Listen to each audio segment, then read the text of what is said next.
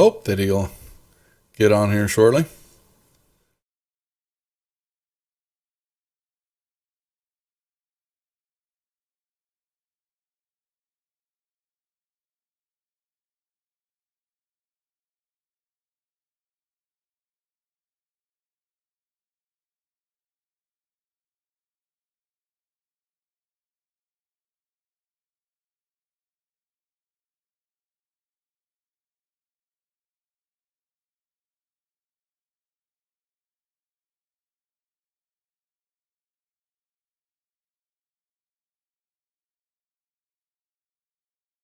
This is exciting. The suspense is killing me. It is, isn't it? Well, I'll get you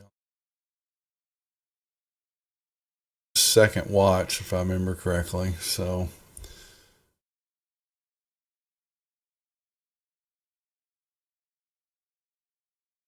get it to morning time. Come on, crew.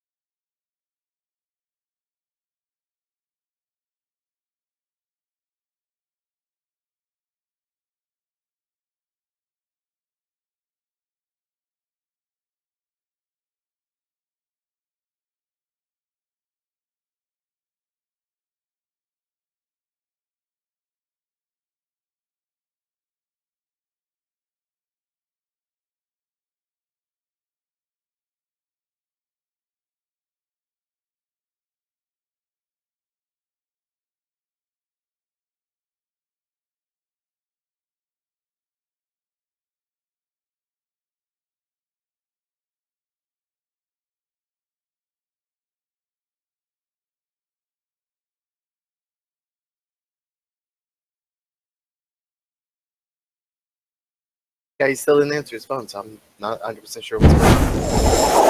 Oh, that was loud. Well, I mean, Is that something new? what? You hear Isn't that? the It's magic missile sound? yeah. Hadn't heard it before. Usually you seem to have to do it after I've already cast it or tell you Yeah, to. I've got actually. I finally figured out, or was shown. Gwitty and one of the other streamers and all that. I've got auto sounds now configured, so I haven't turned them on yet. I've got still some more programming, but I don't. Normally, when y'all do it, I have to go push the button to cast it, but now it'll do it automatically once I invoke all the commands. I'm still trying to get a lot of the most common spells and actions, queued in, so I don't have to worry about them because they. I think they're working on some stuff together. There's like 480 spells and actions in this thing, and I haven't got there's not enough time right now. I'm gonna go in and try to program each and every one of those. So, but yeah, next week it'll be when you cast it, it'll automatically throw the sounds and do stuff. So more popular. Yeah, items. just playing around with the wand to see if I could get it to do anything else. But you should have it programmed. It should be good to go, right? You should have all your. I think so. Yeah, and you should have with your. The only thing we hadn't really been able to figure out is the getting it to do the auto recharge. Yeah. Yeah, I wouldn't. Yeah, we'll just key it. We'll just do that. No, I'm not worried about it. But. Yeah, neither am I. So, yeah. Well, we were getting into it last week, and I don't think it was this group. It was a Tuesday group, and we were noticing that the protection from good and evil spell, which I don't know. Are you carrying? You don't have that one. Okay, so they've got a typo actually in the spell, and I gotta go in and key it in from now on until they've been changing it. But it's supposed to protect you from certain types of creatures and all that. But right now the typo is not there, and so any creature has a disadvantage on you, and it was really throwing me for a loop in the game and all that. And I was getting kind of mad because every time I was striking one of the characters, I was always rolling at disadvantage. I couldn't figure out what the heck was going on. I want that spell, and I want that now. Yeah, it was really a little pissy. So, all right. Yeah, well, we'll give him a few more minutes. It's not like we can move things on a little bit if he gets on, because you guys got where y'all are at, some traveling and some investigation and all that and things like that have got to take place to get really kind of get this module ramped up. But first, I've made some, if you haven't noticed, because, and I'm sure you have with all the notifications that have been going on with Discord and all that, I've been adding a bunch of features.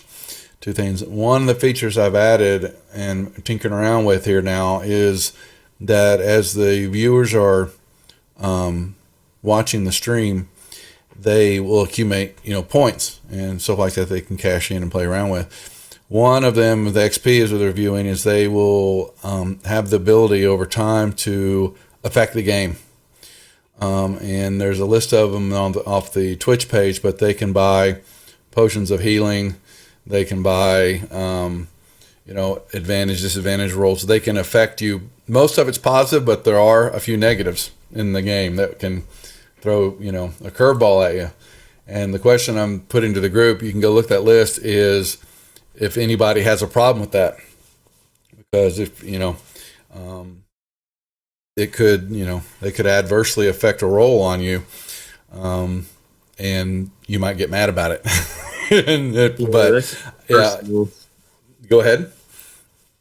Yeah, I was just saying it could get personal if one, party doesn't like another or something like that. Well, I'm not doing it's for the viewers. It's not, I'm doing it for party against party or internal here for players. I'm not going to allow it that you can, as a player, affect your own stream and all that. But somebody, you have to look at it. I mean, they could, down the road, they could actually roll. They can buy a random monster table roll and throw monsters at you.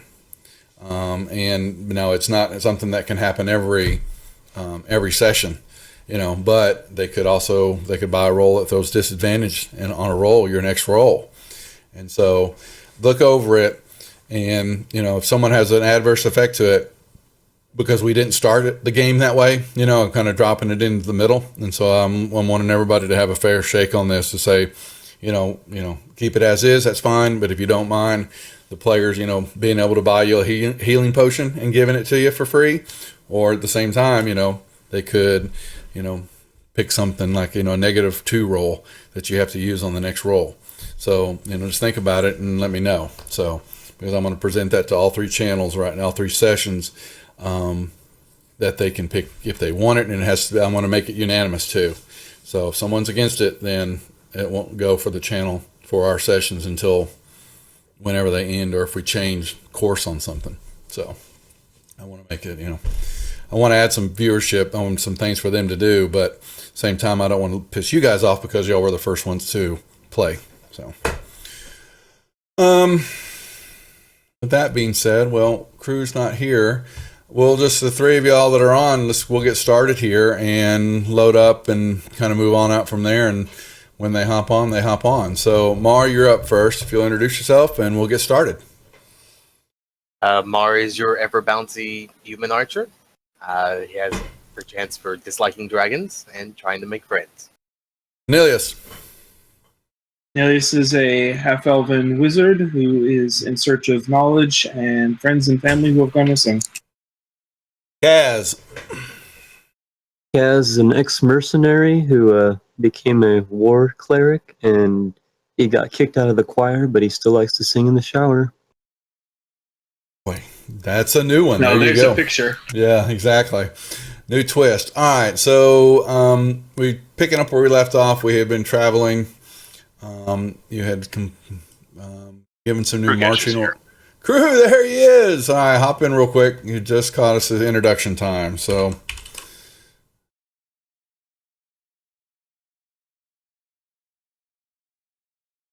I said, Mana, she's got family duties for a moment, and she'll hop on later.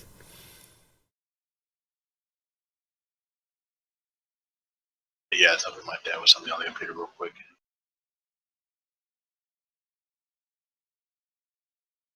Just waiting.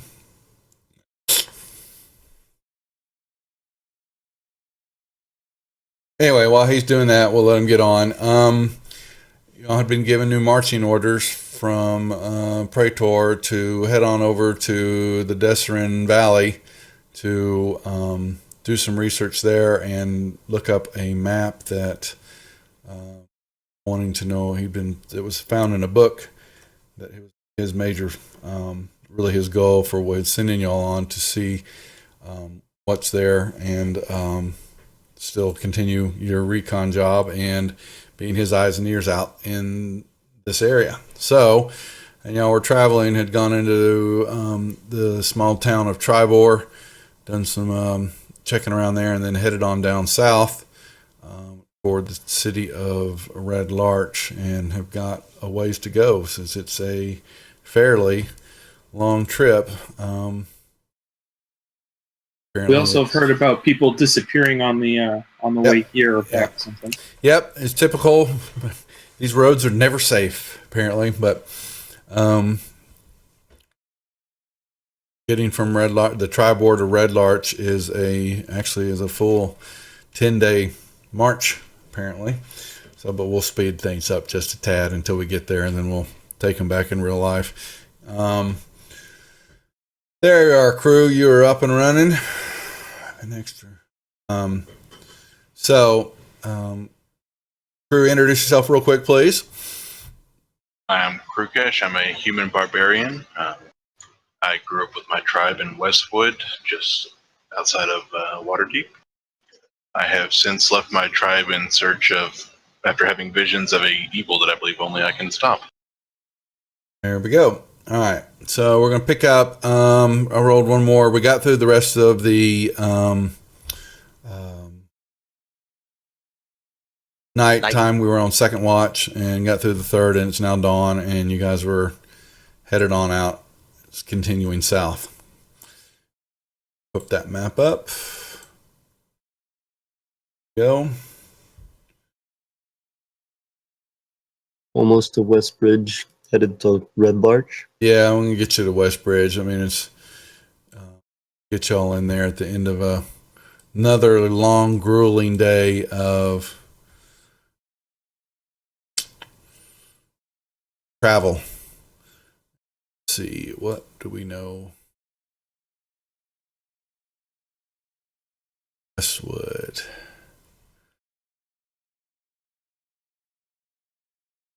So,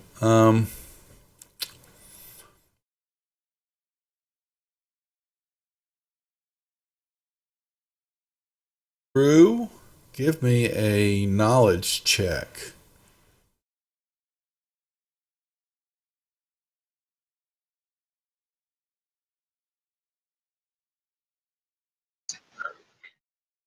Would it be insight? And our history, History, okay. actually be more history. Yeah, sorry. Well, okay, slap me silly. In the Westwood, this small little town, you know it that some of the a roving band of elk tribe barbarians had come here. They forcibly evicted a bunch of bandits a few months back, and have kind of taken over the camp themselves here to explore and hunt in this area. And they're very standoffish, but they provide a service to this little the small community. Let me bring up here for you guys.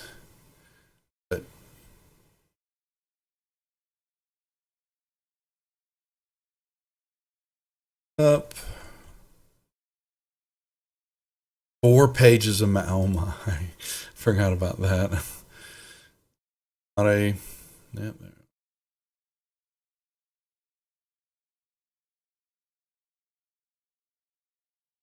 not a, I hate that. Why can't I have a town?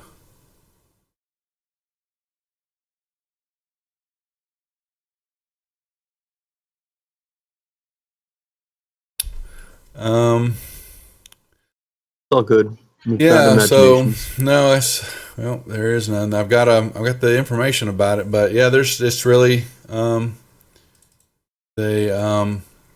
village of Westbridge The woods kind of off to the left there. There's the Gardenwood, but there's some other woods they kind of call the Westwoods. But actually, that's where the Barbarians are at. They're outside of Westbridge, to the west of the town. There's a nice inn there that you find. There's what they call, this is what you're on from the Tribord Trail to Red Larch is called the Long Road, and town is called the Harvest Inn, and there's lots of activity going on. But this town is really kind of the wood workers, that kind of furniture, cart making, anything that kind of revolves around the forest and the livelihood that you can create from that type of environment. So, but there, you kind of pull in, and that's kind of what you see in here. You're just kind of making your way toward, I would assume, the big Harvest Inn. You ask a few questions, and that's kind of where everybody points you to. Let's see, do I have anything? Okay, so the Barbarians aren't actually in the town and taking it over, though? No, not in the town. There is a little campsite to the west called Westwood area, and that's where the Barbarians are at. Now they come in and out of Westbridge some, for other supplies and things like that. But there's a large encampment of them to the west, and they are there to explore and hunt in the Westwood area. So, but they wiped out some bandits a few months back that were kind of making themselves home there, and you just happen to, because of your background, you kind of know and recognize a few of them and who they are. So, but as you make yourself over to the Harvest Inn, you'll pull in and it'll kind of come into there, and there will you find it's just as typical any other type of inn. It's a little lively. You notice looking behind the bar is a small halfling man that seems to be the one that's running the show here. What do you guys want to do? It's nighttime. Grab you a room. You want to keep going? Mar wants to go to the half and be, "Hi, I'm Mar. I killed the dragon."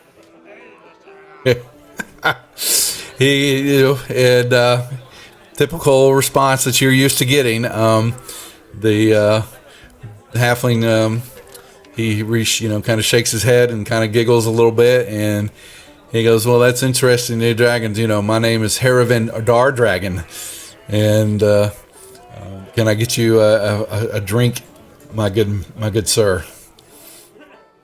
Mar's face is gonna go like, "You're a dragon?" No, my last name is Dardragon. Oh, okay. I don't have to shoot you then. I would appreciate that.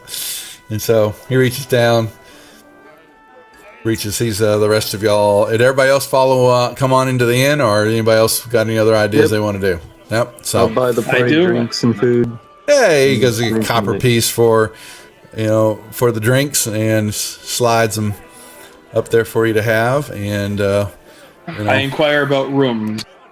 They're affable rooms. They have plenty for you. So they're light on adventures lately of your type. They are, between what had happened, a few months back, as he kind of gives you the explanation about all that, and things just haven't seemed a little bit right, and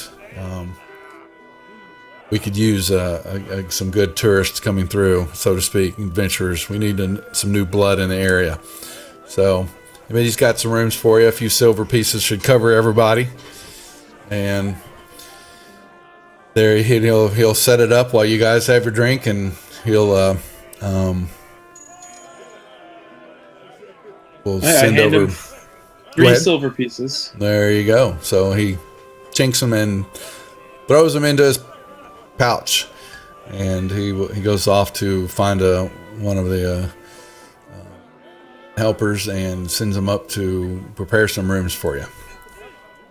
So, what do y'all want to do? Continue on, sit there and drink, listen in. Krukesh is quite content sitting here drinking for now. There you go. Yep. Want to see if they have any elven beverages. So they have any elven beverages? That's a good question. Well, let's just see. They have some good, okay elven wine, that you can pour for you. If that's I'll take a glass of that. Alphapol. Alrighty. So they pours it up, and like I said, he runs off. He said he'll be right back. So you guys, we're sitting and listening, and you've got some normal talking and all that. Give me some insight checks, please. Anybody can roll. Once again, slap me around.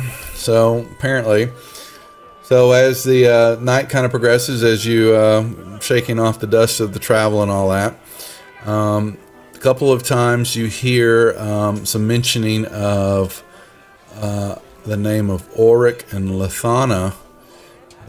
Apparently were some siblings that were abducted by raiders from a homestead a short distance out of town. And there is a, you kind of hear that this kind of occurrence that, outside of the travels on the road, but there, a couple of abductions, and you hear a couple of the woodworkers and there's not too many barbarians, but there's one or two that will come in and give crew a look and a little nod, but they keep their distance and all that, and they, you hear them kind of bellow out, and a couple other people bellow out about the weather. It's just not been, there is something strange about the weather lately. It's not what it is. It's just, it's unpredictable. And the seasons and the timing that everybody's kind of living off of is a little out of skew. You kind of notice that you hear that a little bit. And Dardragon comes back, and, he's kind of points around to all to a few of the, other, not really, some of the locals and what's going on. And, you hear him kind of nod his head when he hears a few of the other customers talk about the occurrence. And he goes, and you hear him kind of pop up about, he's worried about one of his, he kind of looks at Kaz and sees the dwarf, and he kind of nods, and he goes, yeah, I've got a female shield dwarf prospector named Wolgreta.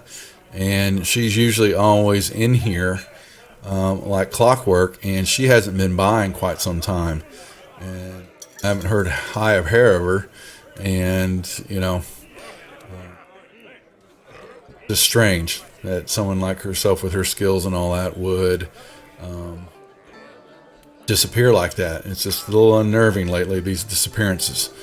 There's not much that they know. They've, had, haven't seen anything really out of the ordinary. So I've had a few passerbys come through, not dressed like yourselves that seem as experienced, but, nothing out of the ordinary. But, you can feel a little unease.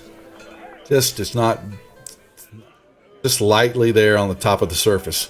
Nothing is really broke, but those are the things that have picked up y'all's ears from being in there and spending a few hours kind of chatting, walking around, dropping here, and a few people maybe have a few extra drinks too many, and they make those kind of comments that, catch your ears. Okay? Put those in your notes. And he lets you know, and Dardragon comes back, again, he's motioned away, and he says, your rooms are ready if you guys would like, whenever you like to turn up to them. He gives you a couple of keys to the rooms, and he appreciates your business, and he always looks forward to good men like yourselves coming by anytime, and he always welcomes you back to the Harvest Inn, because this is the place you want to stay when you come through Westbridge. I'll flip him another silver. he says, he asks you, how do you like the wine? It is delicious. Well, then I will make sure I have plenty more if you ever return through here, my friend. Alrighty, so we'll make it through the night. There's nothing much else really, unless y'all are going to do anything else, but boom. There you go. We're all good to go. So shall we venture, or what's the plan? Do we guys want to, I mean, you guys are off the map, so continue on. Before we leave, can Mar try to buy wood carving tools? Buy some what? Wood carving tools? He has the skill, but he actually doesn't have the tools. Yeah, sure. There, you'll find them here. So you could just take that off of put it on your equipment list and spend the money off what's it cost on the list, and there's plenty of those around, so those can be a regular price. There's no problem there. Done. Alrighty, so Okay, so I inquire around to see if anyone knows what this missing dwarf was doing and where she had been headed. no, they actually don't. And that's what kind of Dardragon, was mentioning, is she's just a prospector from up in the mountain areas, and she's always in and coming in, buying the same food, buying the same drink, spending time, mulling around, chatting, catching up with things, and all of a sudden she just stopped. And is her usual haunt up in the Sword Mountains or one of the hill locations? He doesn't know. He doesn't know that. She would always come into town. So, and she just hasn't stopped by in a while. And he kind of misses, because when he saw Kaz, he just kind of tilted his head and kind of threw that comment out that, get a few dwarves not a lot of dwarves, and he just happens to remember that she hasn't come in a while.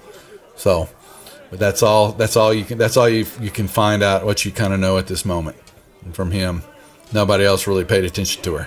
So, except for some of the regulars and the woodcutters and all, but as far as her business and where she was at, they didn't know. They don't know what type of thing she went prospecting for. She was up in the mountains for minerals, ores, prospecting gold, things like that. Okay. Kaz would know better. Kaz, what are dwarves prospect for? I don't know. I'm just still surprised that he thinks that female dwarf looks like me. Either I look good or I look bad. It's the beards. I should say, are female dwarves bearded? Some are. Of course. It was the beards. So. Well, Kaz, do you have any idea which would be the best area around here? Can I roll something for that, like insight? You guys, you can roll, sure, but there's really at this moment in time, you haven't any other clues to go off of. I can just tell you that right now. That is okay. So missing people. That's all we know. It's a missing persons report. There, that and a couple of the siblings that have been there's just rumors, but they believe some of the raiders that have been taken out by the barbarians. They're not around right now. We're not sure where they're at. So he knows. Is there any knowledge on the raiders themselves? Well, they thought the barbarians had pretty much taken them all out, and it was kind of a surprise that there were still some in the area. And her Dardragon actually even went up to Riverguard Keep, which is, let me see if he can tell you where that is. Hey, Duff, you said the siblings were kidnapped from their home? They were kidnapped from a homestead a short distance outside of town, and they were actually kitchen help at Riverguard Keep. And he kind of just details that a little bit, and I'm trying to see tell you exactly. He can point out where that's at. And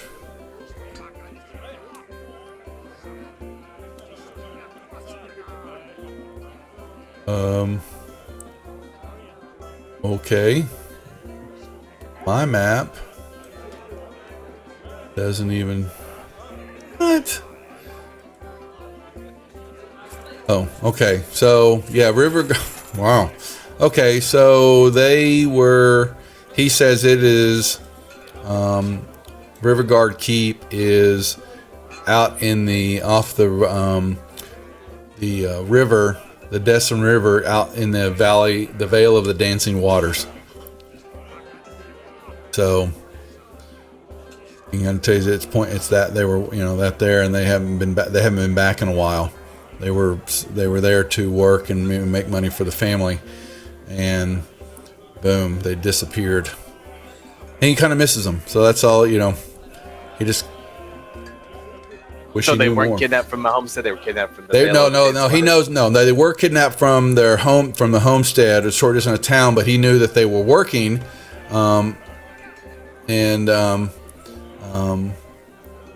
they had been there, and he doesn't know, that also. And then one night they weren't home anymore, so it's very. What you're getting is very vague rumors, concerns, but there's just people don't have a lot of information about what's going on, so. It's notes for you to put up to put it on the back burner. Put it that Gotcha. way. Okay. Did we visit their homestead? Damn it! Throw me another curveball. Damn it! Because they don't tell you. It just says they were abducted from a homestead a short distance outside of town, and.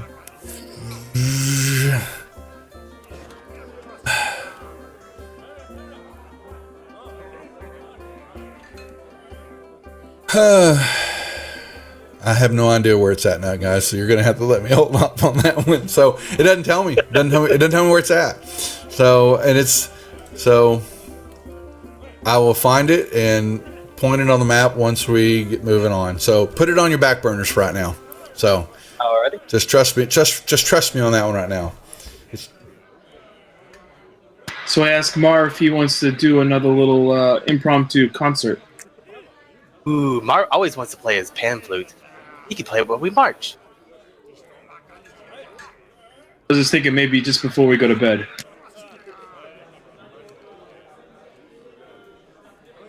We're gonna play. Krukesh would like to buy a round of drinks and take it over to the barbarians and ask them if a little bit more details on the weather being erratic and if they know anything about the raiders they've driven off. Okay, so the barbarians, in a barbarian greeting type way, and all that, they, let me bring this up here. Boom. Mana's Uh-oh. here now. Manna, welcome aboard. How long- Yes, if you can send me a map. Yep, I'll bring it up. There you go. Alrighty, so they tell you basically that since they were brought in, they were traveling and they took to this area for some of the hunting and I guess survival for their clan and for their their tribe, so to speak. And they no one was really taking care of the outlaw and all that, so they just took it upon themselves to wade through the wood area and took out this course of bandits that were there that were just preying on people as they were coming up and down the road here, the long road. And since they've been here, and they picked it because the weather was pretty stable, in the Vale area here, they get some rain, get some snow, but it was pretty standard, pretty consistent weather patterns. up until since they've been here, the last month. I've been here only a few months, and this last month, it has become what they knew and what understanding of nature and the ways. It's changed, at least, and they thought it, and they talked around to some of the people here, and this has been going on a while, but they hadn't really noticed it. It would come and go, so to speak. There would be times with the weather patterns, and it would be just fine, and then all of a sudden it would go haywire, and then it would be returned back to normal again. And it's they thought they were questioning their abilities to pick this place because of what they thought was stabilized and a good area to set up and continue to survive and to grow their clan. They not so sure about that anymore, and it's got some of their elders a little puzzled that they could have been so off on their choosing, so to speak. Okay, so man, what they basically done is they were in the town of Westbridge and got into a bar at the inn there because just coming into town and found out there's a tribe of barbarians that are off to the west that had run out of a gang of bandits a while back ago, just a couple months ago, and they were setting up their camp there to hunt and to to survive. And they've got the woods there kind of supplying. This is a wood shop kind of town where there's lots of wood building type things. And so once you've got into that and found that out, you got to the inn, and this halfling gentleman named Dardragon, he took it upon himself to set everybody up, and he was very affable and spending time into the inn and all that. There were a couple of things that kind of came up in the conversation that piqued everybody's interest, with some disappearances of a couple young siblings that were working out of the area and were taken out of their homestead one night by some bandits. But it kind of surprised a few people because the barbarians had run most of them all off and taken care of these bandits. And Dardragon himself was mentioning when he saw Kaz that he doesn't get too many dwarves to the town, but he has one of his regulars. She hasn't been around, and she's a prospector from up in the mountain areas, the Sword Mountains, up to the northwest. She hasn't been in town in a while, and unfortunately he doesn't know much about it, but he kind of piqued his interest when he saw Kaz. Oh yeah, she hasn't been in a while, and her business was good. She always drank a good bit. And he originally, while he was looking at Kaz, because they kind of look alike, dwarves do, and her beard and his beard were kind of similar, and so he kind of popped that out of his, as a slide comment. And so that's kind of what you heard in some going through the town area here. There's a couple of things like that, and the other thing that kind of stood out in this conversation and what crew was just doing was visiting with the barbarians a little bit, how they were doing, and they've noticed that and some of the other prospectors and the wood workers in the area, that the weather has kind of been off keel a little bit. It's not quite been the same. It's been a little unpredictable, and it's just not typical for this area. It's pretty they can set their patterns by when they know it's going to rain, when they know it's going to snow, when things are going to happen, and that's not been the case for a little while. And the barbarians were questioning. Now, they didn't really know that, and they first got in here. It was kind of in a lull, and then all of a sudden it's kind of picked back up again, and some storms, and it's just they weren't expecting that in this area, so to speak. Okay. All right. Anything else, crew? No, he'll continue drinking, and Well, everyone's done. It's morning time now. Morning time now. So you guys got to that, yeah. So, well, you probably wanted a drink anyway. So, yes, he'll grab a couple more drinks. Yeah. So that's kind of what you kind of see in the area. It's not, these are just what you're hearing. And what I was telling Mano was telling the rest of the group, is there not much else to go on right now. These are just some rumors that are kind of circulating through this, this town. Everything else is kind of running an even keel for them. The business is good. The caravans come through. They get their wares out. A lot of the stuff, just like with Tribor, a lot of this stuff is headed out toward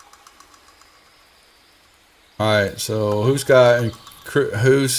You got the owl, isn't it? You? No, that's Anilius' It's owl. Anilius owl. That's right. my Sorry, I get it mixed up with the other barbarians running an owl or something. I think. So all right. So who's got first watch? Kaz will take first watch. Okay. Don't press watch. All right. Position y'all. So let me lock the. Oh well. Where's my layer? Tokens are locked. Here we go. Y'all are moving. That's what it is. Okay.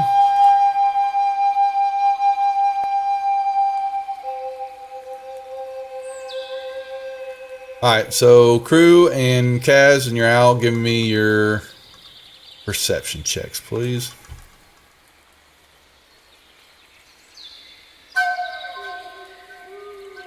Well, apparently, you're just going to. Well. They're all-time favorites. All right. Who rolled what? Let's see. Edgewick got 19. All right. So he's off in the distance to the south. Your lovely friends. Give me initiative roll, folks.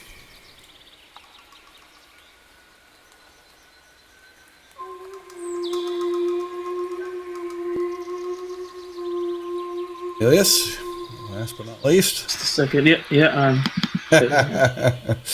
All right. Mana, you're up first. So Al gives Anilius, he gives you the warning, but it's not your turn yet.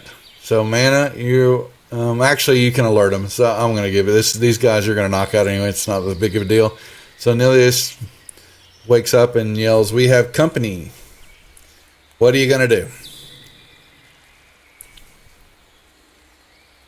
I'll just target 14. Okay. So you got to stand up, which takes your half movement. And since you, and the other guys will know this, since you don't have dark vision, you'll be rolling at a -2 on your attack because they are in the night and they're dark and you can barely make out their forms from this distance.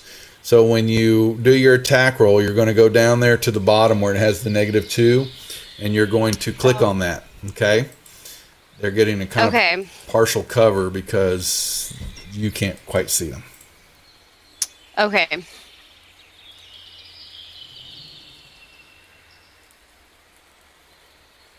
And whoosh, it floated away in the wind. All right, Mar, same thing. Alrighty, Mar will hop up. Who? What? Huh? Oh, the bugs. It's the bugs. Yep. The dreaded bugs. Blood-sucking bugs. -2 on your roll. And you still missed. I'm gonna precision shot that. Okay. Alright. Will a 15 hit? Target, you need to drag it. Which one is it? 10? 10. I think. Yes, that will hit.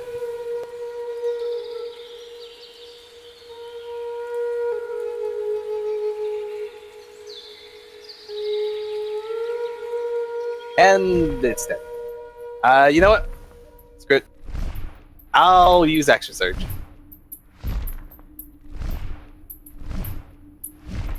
Okay.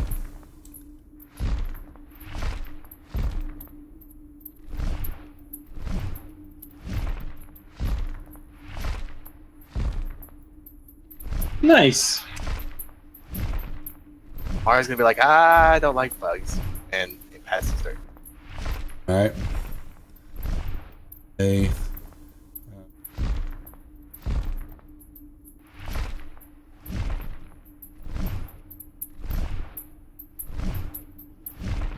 Actually, is that that 17? Yeah, it is.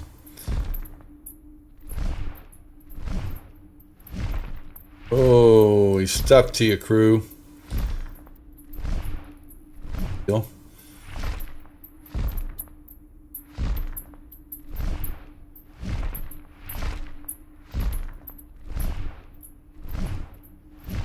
Uh-oh.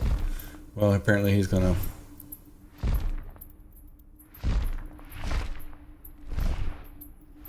Yeah, broke his mandible. Pretty much. Thing. He is, actually... Yeah. Huh.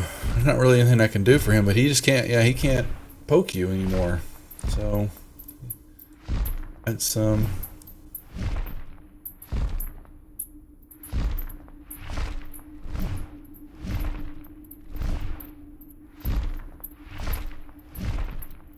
barely can get up there. Uh-oh. Stuck to you too.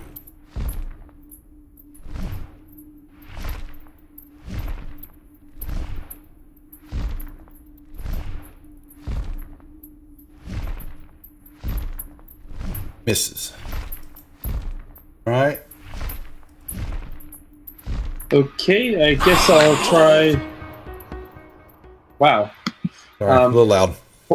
Pulling them off me, I guess. Yeah, half movement, or you got to pull them off. How did we do that last time? Was that just a strength check?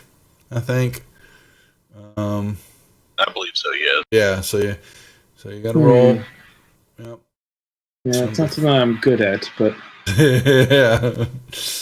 Yep. That will do it. like Gonna do a... you. Yeah. You're good? Pulls them off. And you whack them. Okay. Actually, yeah, you go. Yeah, you guys, yeah, we'll make quick work of this. This is not going to be a big deal. So, give them a whack. So, I was hoping it'd be better. We need to get stronger monsters. Well, but 5 owlbears come out of the forest. yeah. To let you. But he I will didn't. feel lucky about this one. Okay. And I'm not so lucky. Huh. Oh well. Apparently I can't hit something that's in my hand. Found my tables. Yay. All right, crew. Gash is going to attempt to pull 17 out of him. Yep. You did. Oh, yeah. Go ahead, please. And Bash. he's going to, Bash it. yes. Yep. Go figure. Ugh. Squawk. All right.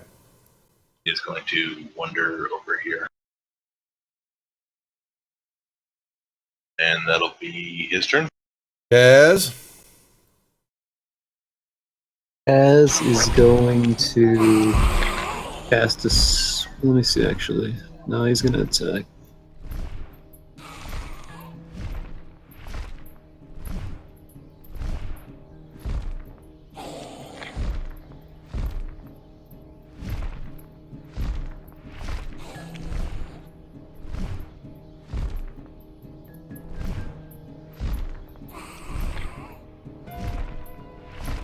Sorry, okay. That's all right.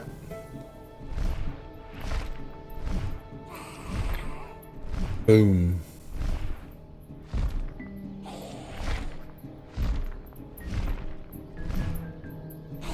And he'll use his War Priest ability and use a second attack.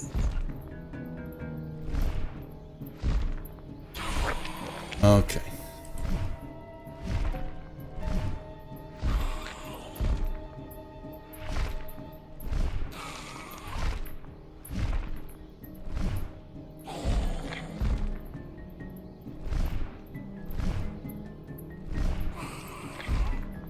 All right, Al's gonna do anything or just chill out? I think he'll just chill out this particular round. Okay. Mana. All right. I am going to On my tables. Attack 9. And am I still at a -2 or anything? I can see no, him now, once right? yeah, once they're in close like that, yeah, you're fine now. But it was just the range shots in the beginning. It says that 9 is dying. Oh, thank you. I think 2 is the only one that's left. Yep. Okay. I'm not sure what to use. Like, should I use a dagger to kill a bug? Anything. So it's just whatever you want to hit with. Yeah, I mean it's a pretty big bug. Yeah, this It's a one's pretty big bug. this one's kind of flying around because it's trying to stick Mar, and it's proboscis is broke, and so, but you hit it.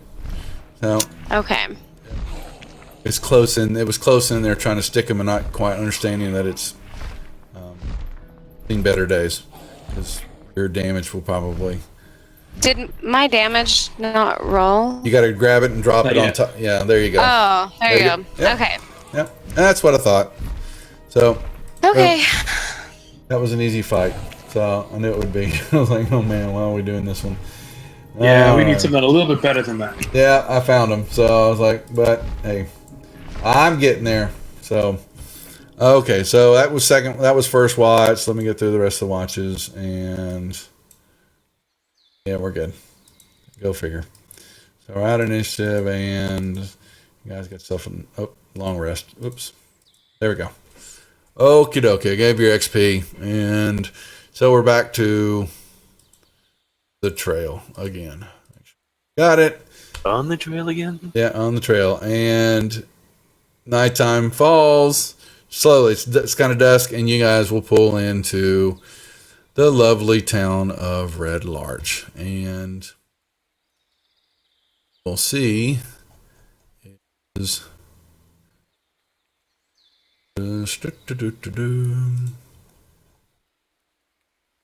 March.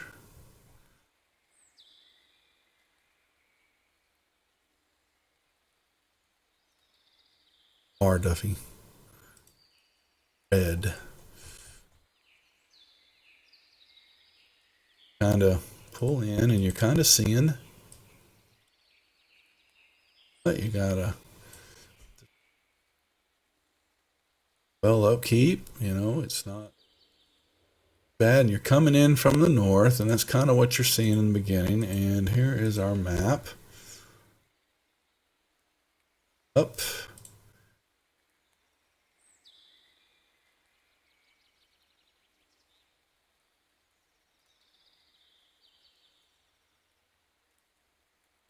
Ooh.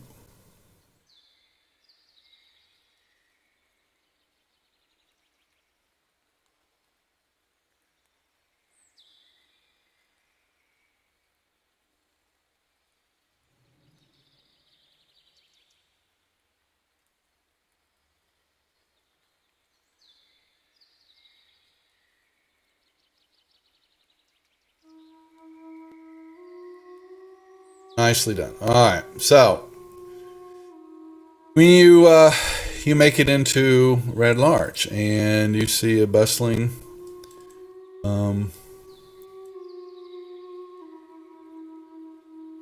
town is coming. You know, history Red Larch. There it is. So plenty of people coming and going from the area. The East-West Trail meets the long road right in the middle of town. What you know, which you haven't got there yet, but you know this. You'll find out real quickly. And boom, you're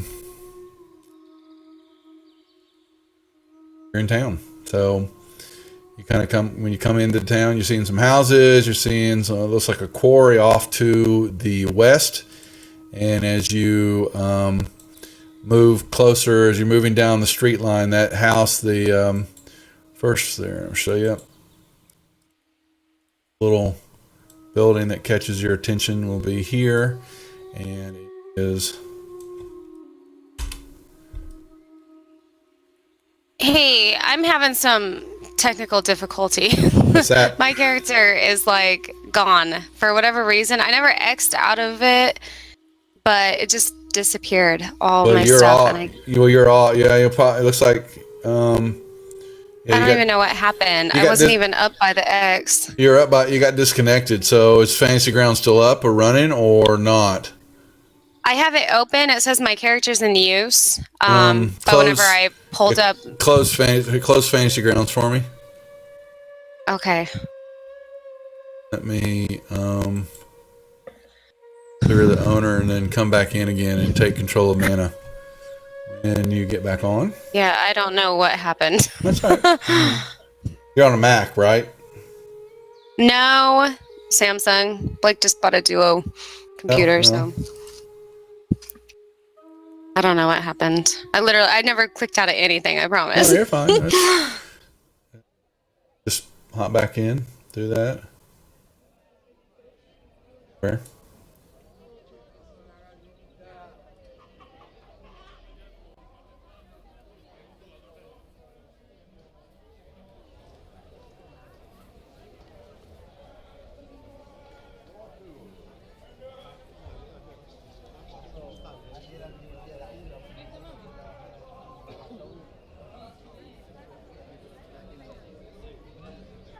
All right, there you come. On.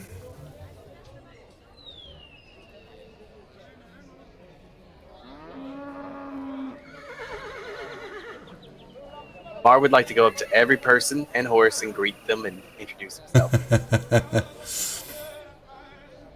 Okay, I got it. Can you resend the map to me? Yep. Give it a second. Thanks. Let it download. And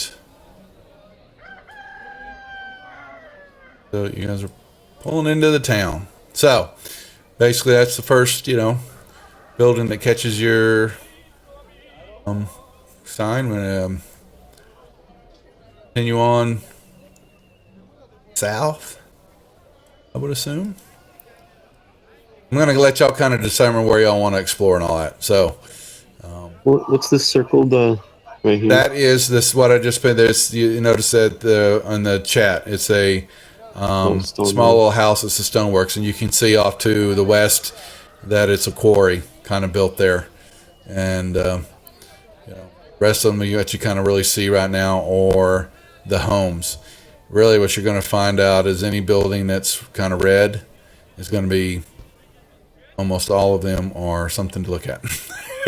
So the blues are really just kind of more typical homesteads, something like that. So when you get there, actually, you know what? So let's do this. Mar's chasing the white chicken. So this house.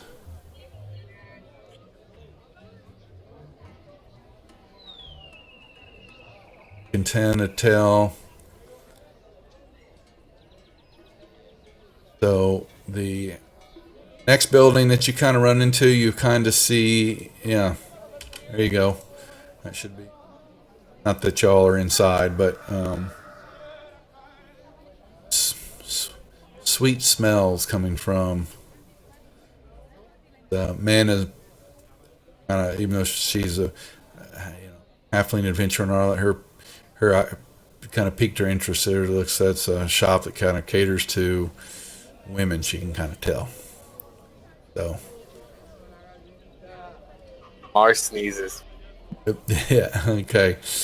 And then we have, so you're basically running through town. So you've got you find a pass a bakery, and then you have a basically looks like a harness tannery shop kind of coming into play. Ooh, Mar saw a bakery. Mar wants to go into the bakery. Bakery, yeah, the bakery is right here. Bakery. Got the next building's a harness shop, and then the big building you kind of come into is looks to be some type of definitely a inn, and there's a sign out front tells you that it is called the Swinging Sword. Mar, you're going into the bakery. Yes, he likes the smell of food. So yeah, you go in there, and this male human sitting there named of Mango Bar Lauren, kind of definitely thin, energetic proprietor. Waves a good day, and please, and catches your senses. Let me know. What does Mars see? Well, you see, basically, what is in there in the chat, round loaves. Yeah, it's a bit definitely bakery's got looks like a fancy donut shop. Lots of good morsels. So Mar is gonna pick up one of the cheese top buns and eat it. and he says, "And what do you think of that? How does it taste, my friend?" Mar's gonna pick up another cheese top bun and eat it. Well, now, slow down now. Those are 5 coppers apiece, please. Mar would like to buy all the cheese top buns he has. At 20 there. So he will be more than glad to box them up for you or bag them up for you, or the 18 that are left since you ate one and got one in your hand. He's got 18 left. I'm not sure able to leave the place with any left.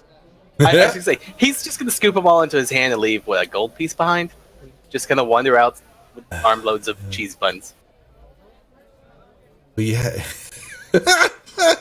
Well, he has to get the rest of them. There was there was a couple on the shelf. The rest of them behind the counter. So you're gonna have to. He getting bogged up for you and giggles and laughs, and he gives them to you and takes the gold piece, and he'll have more for it. He'll have more tomorrow. Come on back anytime. All right, Mar's happy. He's got arms full of food. He's walking down the street eating now. All right, so.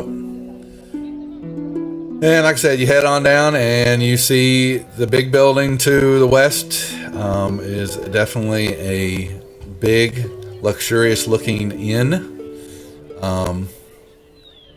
The building to the east of that is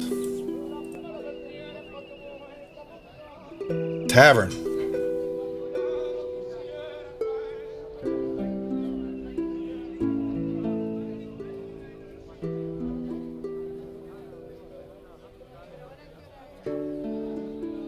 It looks like it's seen better days, but it's definitely got people coming in and out of it, But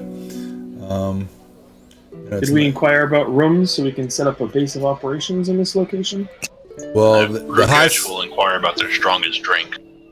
So once you walk inside, that catches your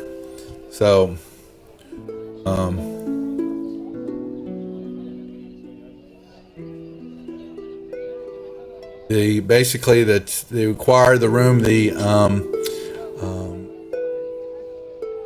gentleman by the name of Garland, he introduced himself as the proprietor here, and he is a male human. He basically says, "Oh, we don't, we just our focus is strictly the good drink here, the strong drink, and if you need the rooms, you can go right across the street to the good people over at the Swinging Sword, and they can set you up with."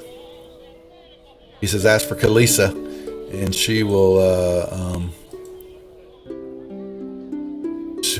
she can take care of you there."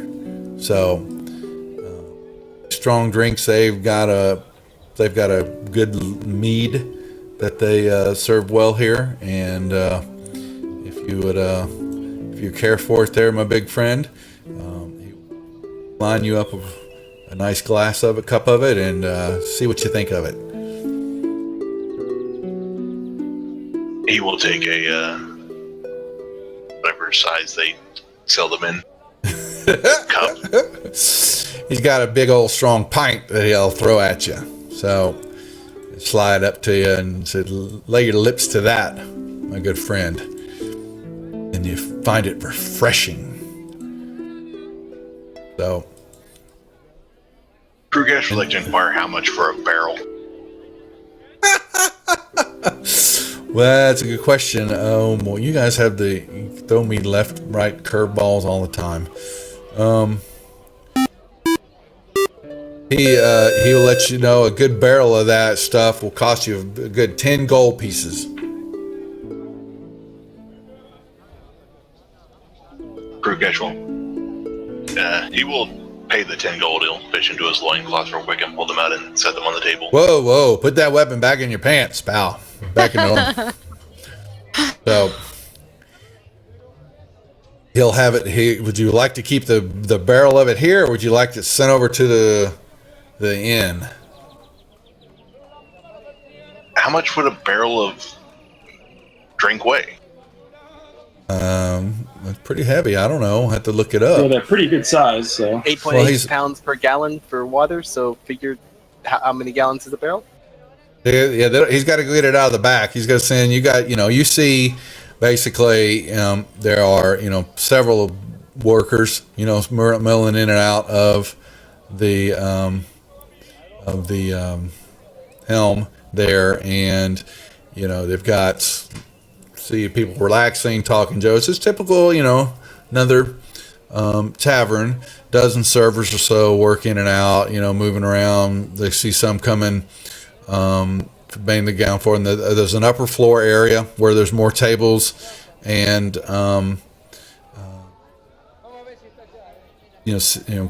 quiet. One maybe a little bit more off. One a little bit more seclusive to themselves. But a barrel looks like it would be about 31 gallons. It's pretty big. I think we should all start drinking. That's Crew's way. Well, we could I drink think that's Crew's drink.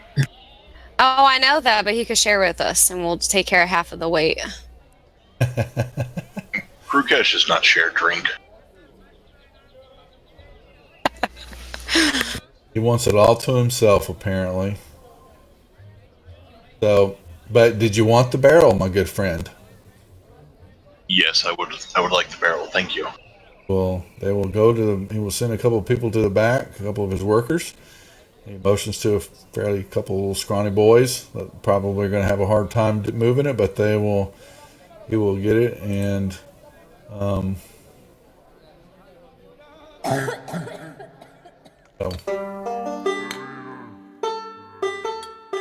All right. So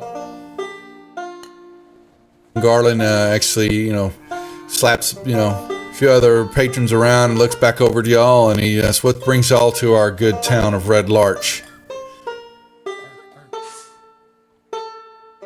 Well, we've been hearing a lot of missing people. Missing people from where? Ever since we came down, headed south from up north, we've been hearing about missing people. So.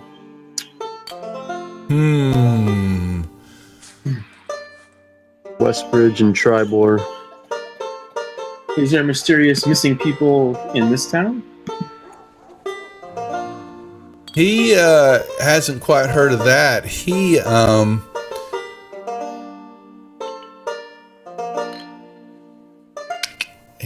will mention that he knows that there is, he's heard of some stuff. He's got one of the tavern denizens is a female half-orc named Zomoth, and she recently quit a caravan that was coming from Beliard through Westbridge, and she got tired of brawling with some guards that were there. There was a couple of guards that that she got in a fight with, and they were talking about a caravan. It was a caravan, but a group of dignitaries that were traveling this way, and they have gone missing about 15 days ago. And she, the guards were mad at her because she's like going, it's none of her business, and she could care less. And they got kind of mad that these dignitaries were on some special works, but between the towns and all that, and they were supposed to be coming through here, and they have disappeared, and no one knows where they're at. And it's got a few of the other town council a little spooked. And so she quit this group because she was, because of the fighting, and she was just going to get back to spending time on her own and doing something more constructive for her time than hanging out and guarding a caravan. So, so they got time to gossip about other groups and people missing. She's got better things to do. So that's kind of what he kind of tells you about. Other than that, he says, the things we have to Stanley deal with most of the time are just the drunks, and people get get a little out of line every now and then. It seems to happen more lately than normal. He will mention that. He goes, now that he thinks about it, the tension seemed to be, just a little bit more on edge lately, and there's a little bit more drink. Crew, slow down there, buddy. So, he just so that's a little bit more drinking or deeper drinking and losing a little bit more control than he's used to seeing. And so he's had to, keep a few more staff around to help break up those occasional bar fights that kind of get a little out of control, and kind of break up some of his furniture and all that, which then he has to send up to Westbridge to get more tables and chairs built. And that's why he has to charge a little bit more for his drink, because he has to pay for the damn damages all the time. So, but yeah, that's kind of, he knows about the disappearance of other people, but the biggest gossip that he's heard of lately is about this delegation that definitely has gone missing, and that has got people's ear. So that's what he kind of gives you the key about. Thank you. I give him a little gold piece. Boom. Thanks you. He says, drink's always good here. Please, anytime you need to wet your whistle and clean the pipes, I am here for you.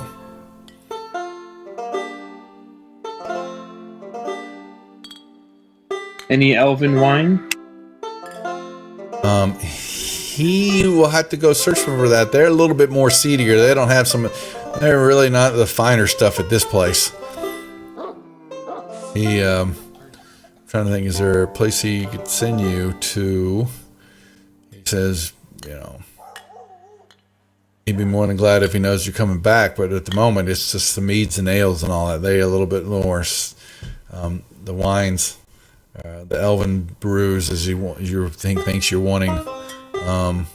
He doesn't quite carry at this place, and he apologizes for that. He will strive to do better. Are you adventurers planning on making yourselves here, taking some time to stay here with us at Red Larch? We're considering it. Mara's gonna talk with his mouth full. Ooh, boom, boom, boom.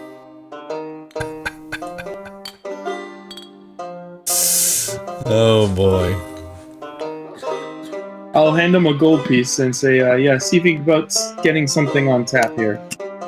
He will be more than glad to look into that. Quite more than glad to look into it. And let's see. Who else?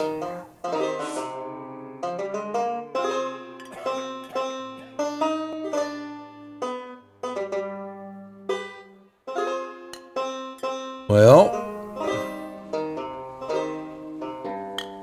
what else? I guess we'll just keep looking around the town. Mm-hmm. Back outside. Yeah, it's nighttime, so you're getting most people are kind of closing up. It's you see that everybody's kind of really making their way to bed. Their houses and homes kind of shutting down, except for the tavern and the inn. There's people coming in and out. They really kind of walk straight across the street from each other a lot. And let's check on a room or several. Okay. Yep. That's the swinging sword. Said, and let's see, where is my...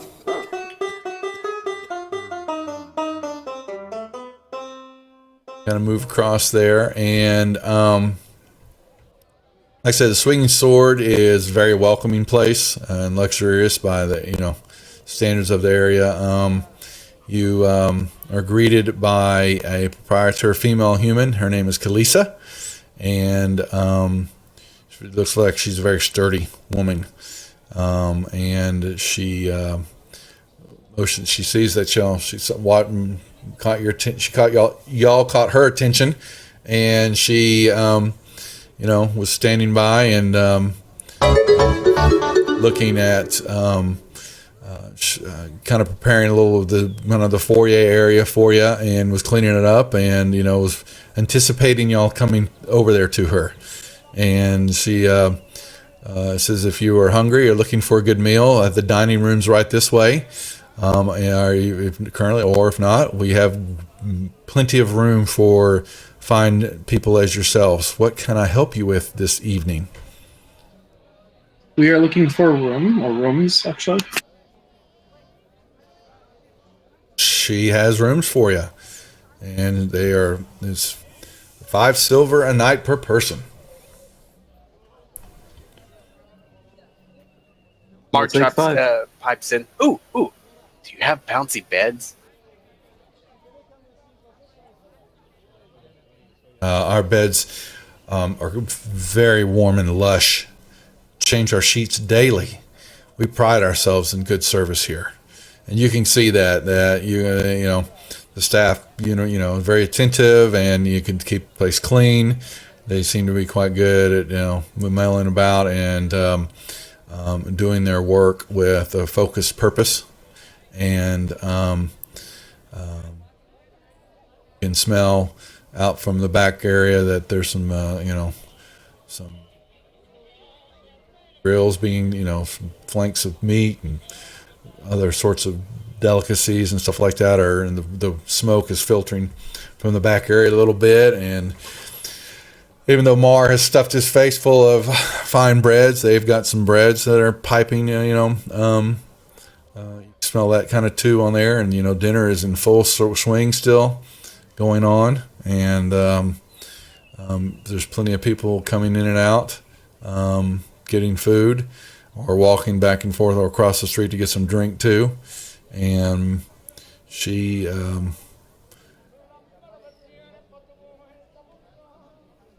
said, rooms you'd have, and dinner too is included. If you'd like, I can throw the first night's dinner in for you if you'd like. I hand her 3 gold pieces, and I say that should cover all of us. That does, and she will take you into the dining room, and she will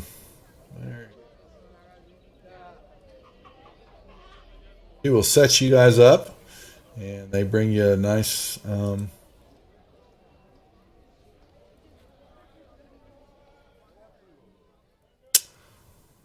table, and bring some food, some flanks, a steak, and potatoes, and some vegetables, some hot popping bread, some fresh water, a very light wine, maybe not as stout for your elven taste, but definitely, a smooth, little white wine for your palate. And she lets you know if there's anything else that she can get you. She will get your rooms ready and get them prepared.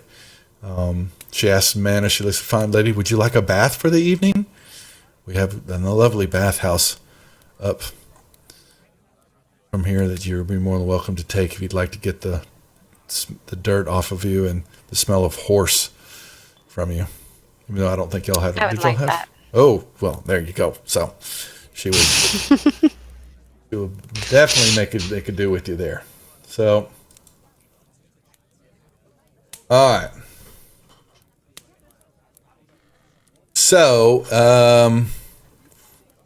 she, and like what other people have asked you, she goes, what brings you to our fine city of Red Larch? What he said. She goes, I didn't quite make that, sir.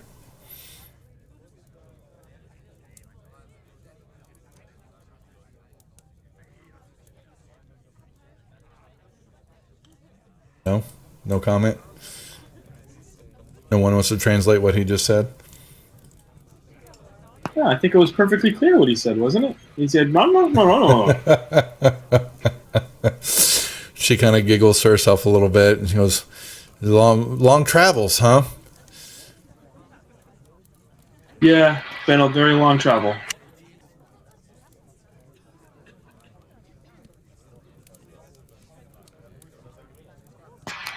Anything interesting going on around here? She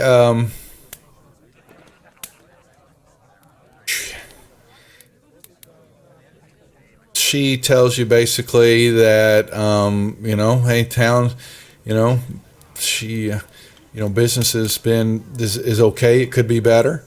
They've noticed that she's noticed a few other town folk. As you get to feeling a little frightened and furtive, and she's concerned. She's tried to talk to a few of some of her other compadres that are craftsmen, and they just kind of turn aside her queries when she asks them what's wrong, and that kind of concerns her because she's been here quite a while, and that most everybody is very talkative. And she's noticed that has kind of changed lately. Because she's just glad that you haven't really, too many monsters, to talk about that have hit the area, because she believes that, every monster that's slain makes Red Larch that much safer. And there's, many tales of stuff, but there's one that catches her, just gives her the shivers, and it's some fogs that persist in the somber hills, even in bright sunlight. And there will be times when it's a nice cool breeze is blowing through, and all of a sudden hot wind will just come out of nowhere, and it kind of gives gives her the shivers. And she's heard that happening several times. And sometimes after that happens, there will be some sudden bolts of lightning that will kind of stab out from the clear sky into the hill. She calls it fell magic. She believes it's something magical going on, but she's, this is fairly new to her.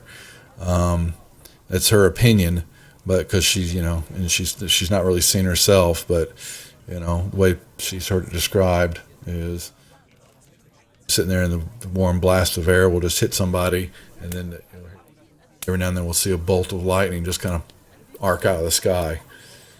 And yeah, so she thinks that she thinks that, because just doesn't quite sure if maybe some of this evil has to do with Lance Rock. She says neither the constable nor the town elders have helped her, and she thinks that maybe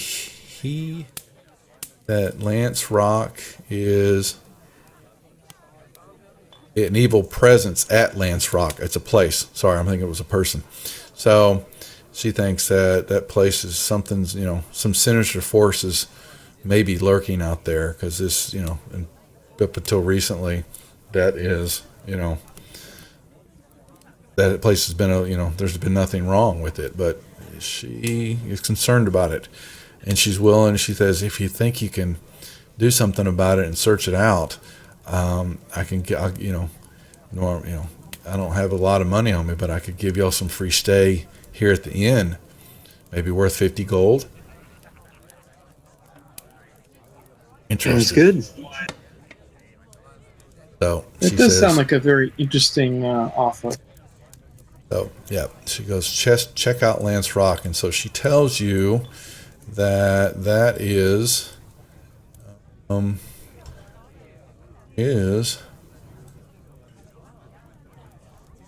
helpful if I gave you a map or showed you on the map.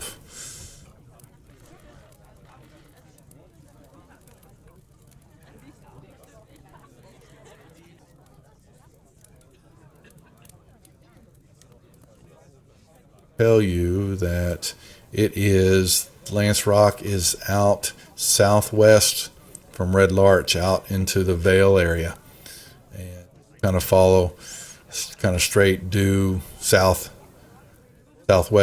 and you will find it. Goes, just be careful out there, but I'm sure it may be nothing, but my gut's telling me something else is going on out there, because it's a prominent stone monolith that is just a few miles west of the long road. And she goes, it stands about 20, 25 feet high, and it's a flat open area. So you'll be able to see it once you kind of get closer to it. But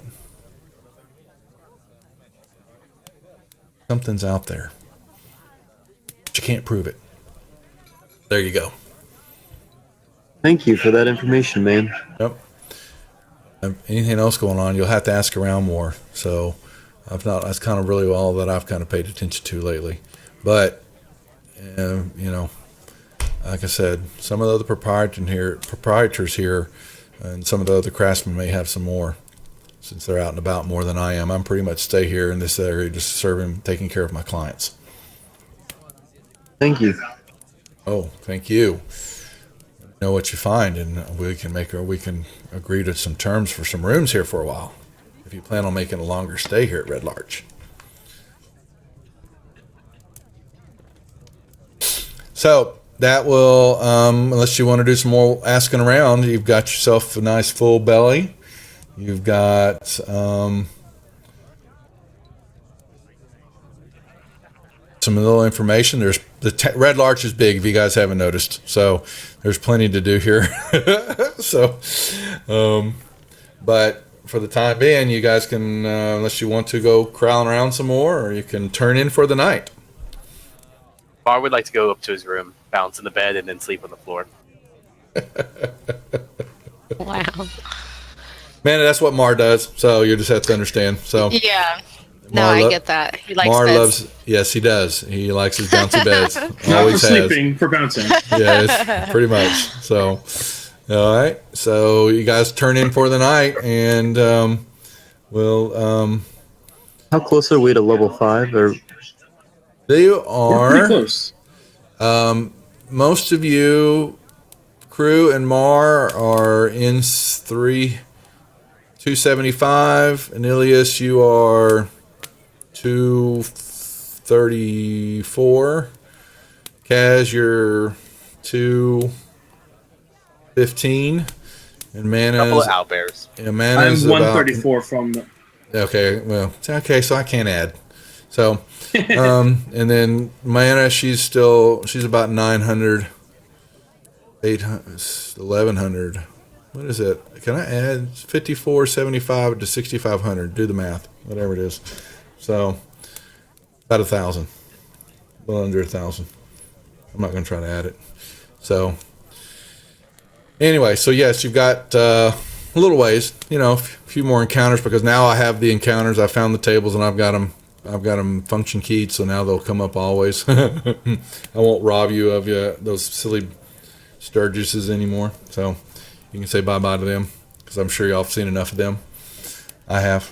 So, shall we turn in for the night, or are we going to do some more reconning around? I'm going to turn in for the night. Turn in for the night. So, there you do, and you wake up Fron fresh morning and find some continental breakfast type down in the dining room, to partake of, some stiff coffee if you need it, or they still have a little bit of that wine sitting there for those with stronger gut, and then you can make your way outside then. Do we want to go investigate this, whatever it is? yeah, definitely. I want to. I wanted to check this little quarry place out and ask them if they know anything about it. Quarry place? So, you walk into... Why am I getting... Okay, let's get... like the environmental stuff. Sorry, that I'll you stop sing. singing. No, sorry. So yeah, what you see is Miliko Stoneworks.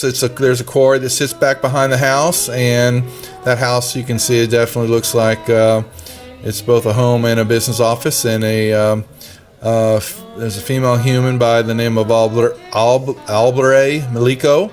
She see her walk out the door. She sees you coming up toward her, and she seeing a dwarf.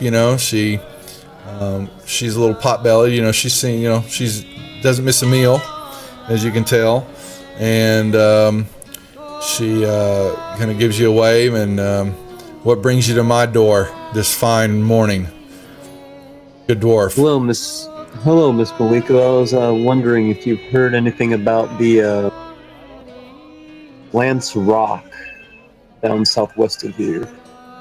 She goes, "Was there?" She knows of the area. She goes, "What's happening? What have you been told?" I'm just wondering if there's anybody that's gone missing, because we've been hearing about a lot of missing people lately and people on edge and such. She says, she doesn't know much about that. She's not heard anything that she's been busy of late because her orders for her stone have kind of been backed up, and so they've been kind of working trying to work some late night shifts. But once again, here comes the storyline. You hear over the last couple of months, her workers have been scared off by what they describe as a dark robed figure wearing a mask, and they kind of see him in the shadows, standing up off the west side of the quarry, kind of staring at my workers late at night. And that's the only thing that's really been bugging her lately. And she goes out and checks from time to time, and she doesn't find anything, but they get scared and won't be working as much. They don't do as many hours at night because of this. And she's tried a couple of times to stay out there with the workers, but it's been hard for her because she's got to get the stuff processed in the office, which is also serves at her home. And she's paying the workers good money to get the quarry, to get the stone cut, to fulfill her orders, and she's kind of falling behind. But she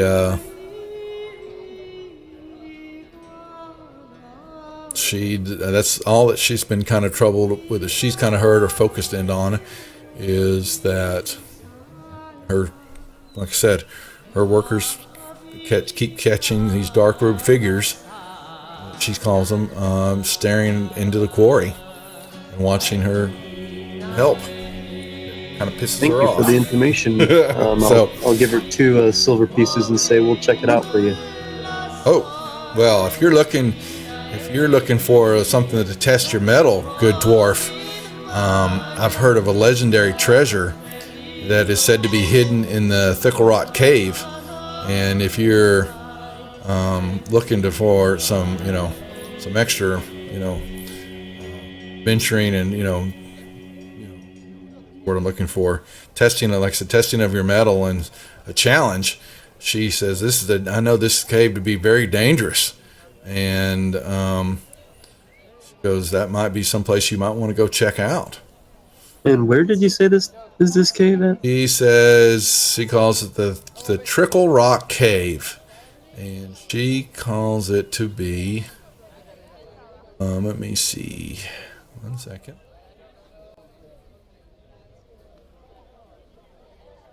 Hey, where is the trickle?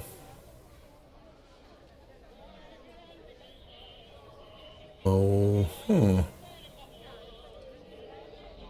why don't I have it on my map?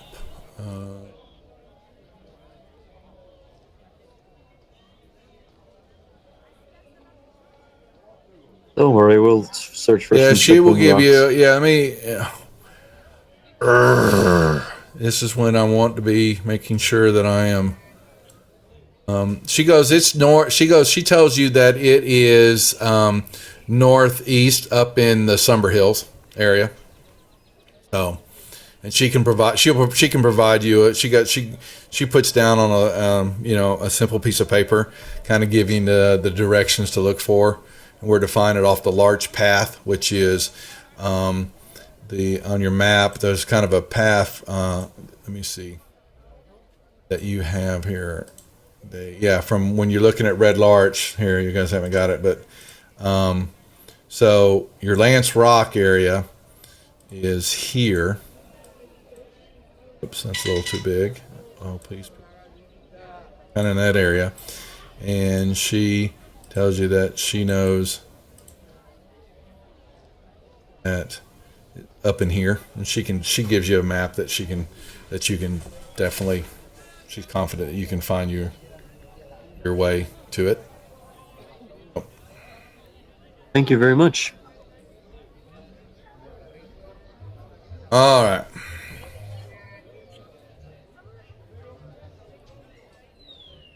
What Okay, else? which one do we want to go to first? The caves. For the treasure?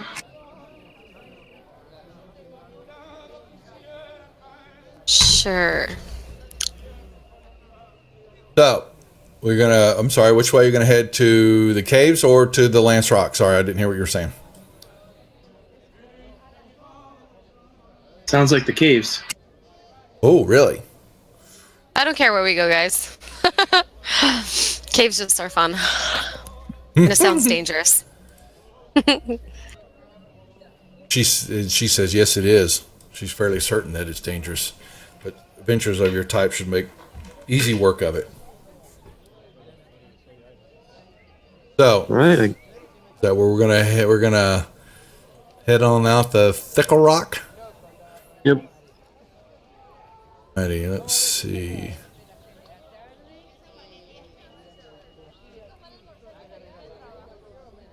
So we will make our way out of town. So let's back to up. Make sure everybody's on it. Up, and you'll head up the Larch Path and kind of on up into the mountain ways. And following her map, can I find Thickle Rock? This is a huge module. Wow.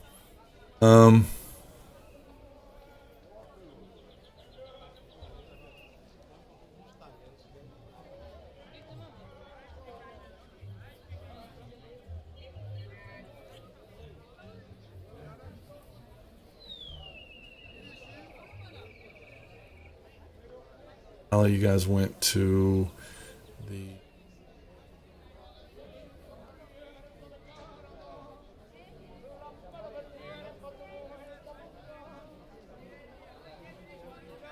direction and looking for the treasure. I said leads them to, okay, so there it is.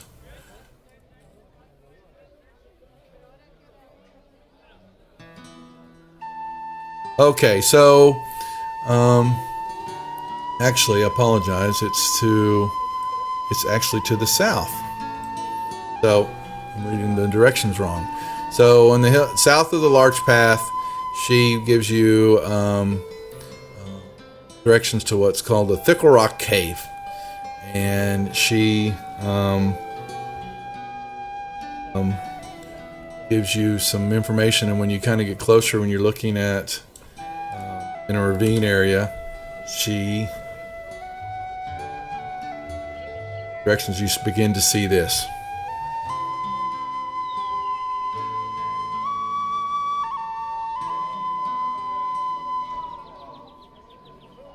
So you see. Can Mars use his tracking ability rival to examine the tracks? So yeah, I mean, you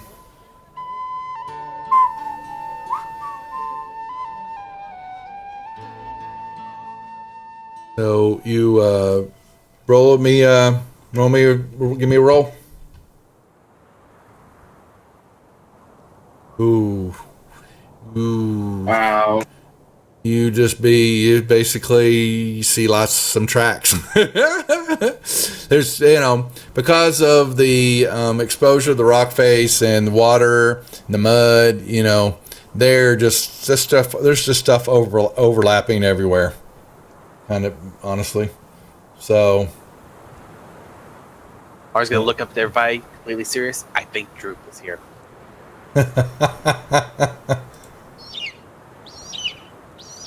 So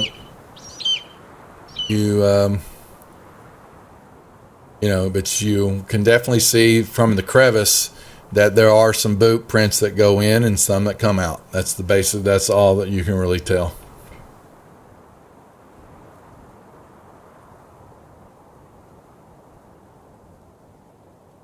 Well, shall we proceed? Let's see if Crew Cash can use his survival if I bless him. Is that right? No? Can he?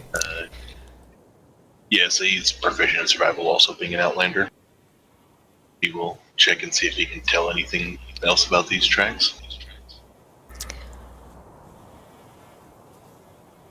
Yeah, that's what you see. The tracks or boot prints, they're definitely of human, or humanoid boot prints. You don't see any of something that would lead you to think that they were any other type of creature other than your typical, raccoon, possum, those type of creatures that would be in this type of the hill area. Snake track, things like that. Yeah, that's basically it. Okay, basically what they've given us. Okay. You basically It seems see, as they- yeah, basically the crevice leads about 20 feet. You kind of see it kind of goes into a hillside where, but you can't really see past that. Can I roll survival also? Sure.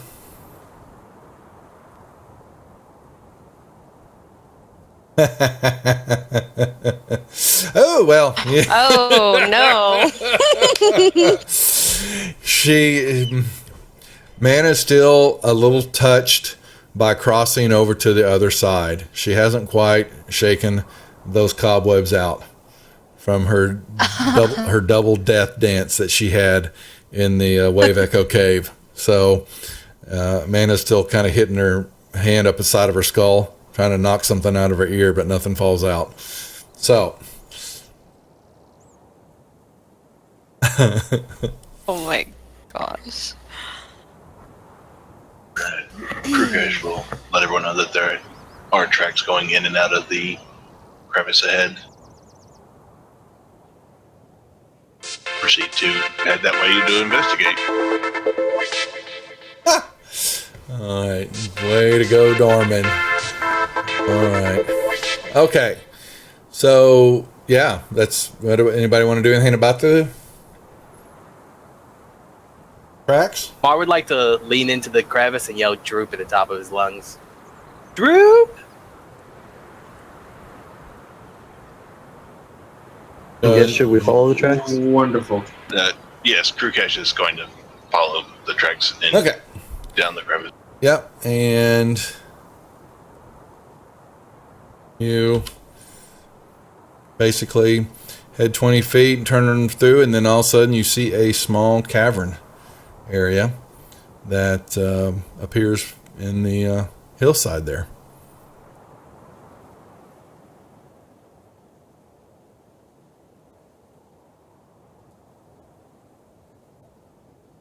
Anybody? Mar would again like to holler out for Droop. Unfortunately, there's no Droop. I don't think there's a troop around here, Mar. Mar looks aghast. You don't know that. I think I'm about 92% sure. I don't. My head hurts. I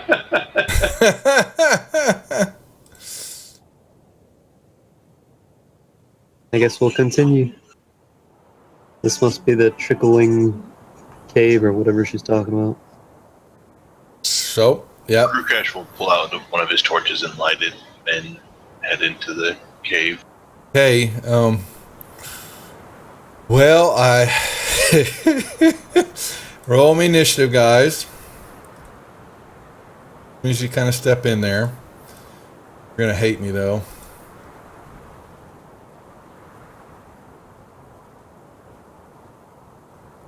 I told you, Darman, I had to go through this week to ask every group about cashing in the the XP rewards for affecting gameplay. I want every group to give me an answer on that before next week, so you can hold it. He bought inspiration, was going to give it to Mana actually to reroll better, but he can hold on to it. Yes, I know, but I wanted. Oh, he's going. No, you can't use it this week. So. All right, everybody rolled it up for me. So I promised I was going to get better monsters, but these kind of drop out of the ceiling on y'all. And oh man, I was like, darn it, I wanted to be better, and it wasn't. There they are. So, and I don't even have a damn map for it. So what we'll do is, it's a small little cave. They drop off the ceiling. So what we'll do is we'll do the, let's use the party order skill. Let me move that. If you'll open up your, yeah, well, Crew and Mar already done it. So open up your party sheet. And Amanda, you make sure to know how to do this. So, upper right hand corner, go to party sheet, open it up. Are you there? Okay, so you're turning your. Okay, so, and then go to the order tab. Go to the order tab. Well, let me actually remove him. So, what's everybody's? Actually, I do need a marching order. So, and you're coming in from the north, headed south. Mana, have you found it yet? Yeah, I moved my own character. There you go. Okay. Just making sure. Yeah, if you hover your mouse over if you hover the mouse over your character portrait, when you turn the mouse wheel, that's what spins you around. Just so you know, that's what they're all doing. Oh. So okay. Sometimes we'll use it in the gameplay that if you get turned upside down, that means you're dead. That's a marker that you're dead. Oh. So. Okay, so they drop off the ceiling, and I'm going to, we got one here, second one comes off the third one,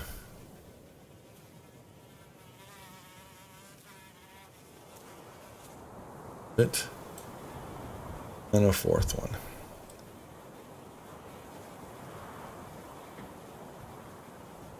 Okay, so we will start initiative, and all of a sudden you hear our lovely squawking and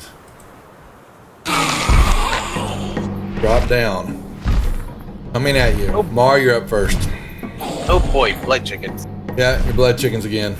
Hey, I thought I was going to be done with them, but apparently I'm not. Bar will pull out his bow and shoot it, said blood chickens.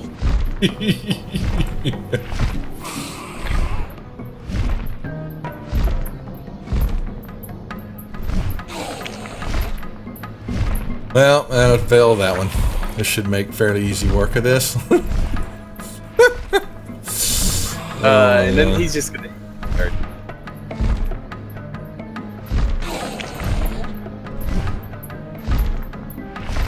Alright, bring this over so everybody can see it.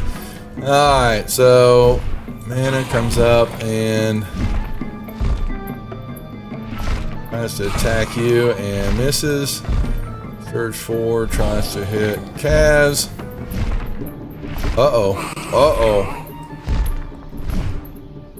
stuck to you, Kaz. 6 tries to hit Crew. And misses. Al, well, I'm sorry. I forgot to put your Al. Did you want the Al coming into the cave or not? It's not going to be really a lot of room for it to fly around in. He'll, sorry, he'll stay on my shoulder most of the time. Yeah. How about that? Alright. Mana. You have... It tried to stick you and missed, if I remember correctly.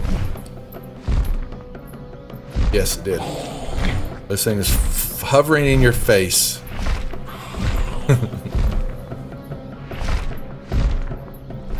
I'm having a hard time selecting it. So... I want to get 3. So what you have to do is... here, I'll take care of it for you because we're in the combat tracker. You are targeting... for 3. There you go. Okay.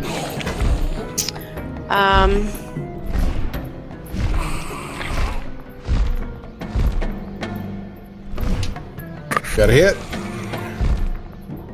All right. I have a feeling that will kill it. Yep. All right.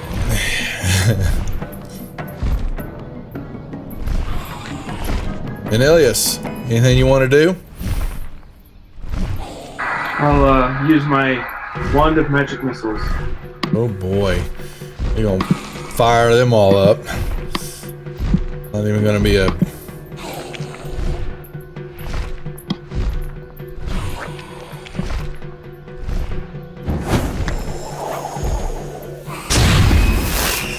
Oh, one's still alive. Yep. Probably not much for longer.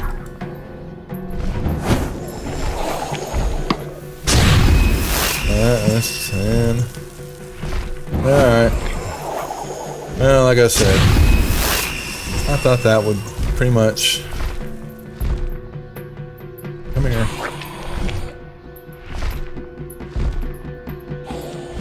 Alright, there you go. Inching ever so closely. So, that puts you in there, and you kill them all.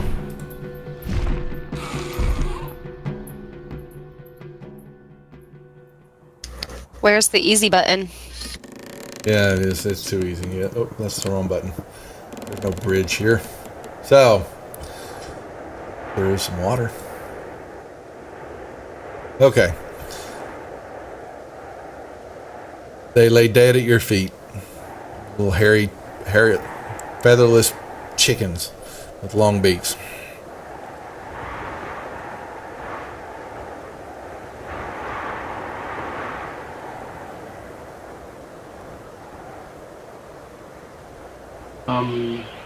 Should we just continue then? You continue a little bit farther into the cave. Yep, there's a little bit more area to go. And you basically still see more stalagmites and stalactites, that type of stuff. You see a few some small carcasses of, rats and possum, things like that, from what the Sturgises have fed on and, dropped to the ground. And then you basically see the back of the cave, and that's it. There's not much else to it. Can we search said cave? Sure. Yeah, sure. You may do whatever you please. Yes, you may. Which roll would you like? Your perception, or if you've got a roll that you would skill. Let's see. Yep. Survival, nature, investigation. Actually, any of those bills. So 26, 18. Anybody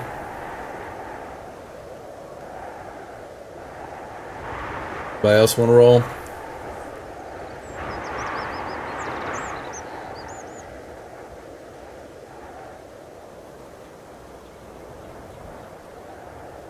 Or high roll. So, and yeah. Can we tell what year this cave was formed? Like how many thousands of years? No, and why you're, and like I said, when you as you're searching and all that, you notice outside that out of nowhere it got this. It was clear skies one moment, and then boom, a nasty storm was kind of formed up outside. What you notice after you get rid of the hairy chickens, the featherless chickens, that the boot pass, they kind of came in there and they stopped, as though it looked like they turned around. That people would kind of step into the cave and then stop and turn around. And you don't see any other tracks that go to that back area. You just find the dead carcasses laying on the ground. There's only a couple small rocks in the cave area. There doesn't look like there's anything been disturbed on the ground or along the wall. You can look up to the ceiling area where they were definitely hanging out, and you can, there's the cave ceiling, and outside of that you don't notice anything else out of place or mysterious looking. So there's nothing else in this cave.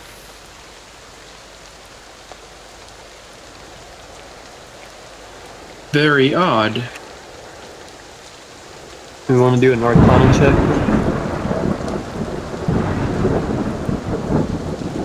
I can do an Arcana check.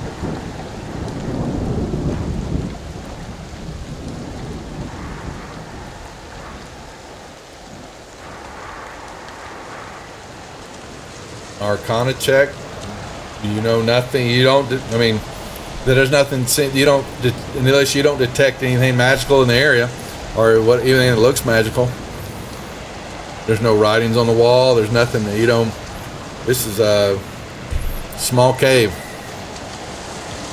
A bear might have slept here at once. All right, let's go to that other place. I guess the.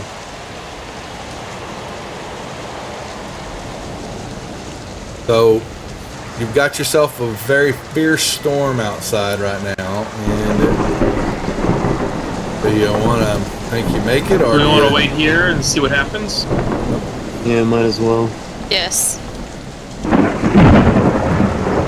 So yeah, and it gets pretty, getting more and more thunder, and then just like that, as you're sitting there, the pass all of a sudden, and the storm kind of dissipates, and So peeks out of the sky, and you're back to, it's still a little overcast, but it kind of moved in and out real quick. Yep. So basically, we're venturing in West Texas. Gotcha. Yeah, exactly. Well, here in my home, we had a tornado last night. Hey, here we go. So, right on the side of the highway from where I live. So, awesome stuff. Typical weather here. Last week it was 30 degrees. Now it's 70. All right. So, yeah, the storm passed. A lot of water, a lot more mud. But you can make your way back out to the Larch Path, and spend the rest of the, got the afternoon to get. If you're are we going back to Red Larch, or are we going over to the Lance Rock?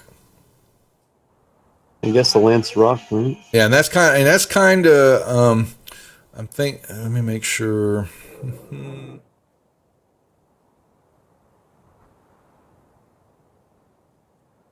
That's the some of the storm didn't blow up from there, but it definitely headed off that direction, so to speak. But you head off to Lance Rock, so we could spend an afternoon trudging out of the mountain area and get over there, and you find as you crossed over the long road and head into the Vale area, not like what she said, is that you begin to see a monoliths, the slender monolith that kind of juts out from the plains. Get closer to it, and she wasn't lying.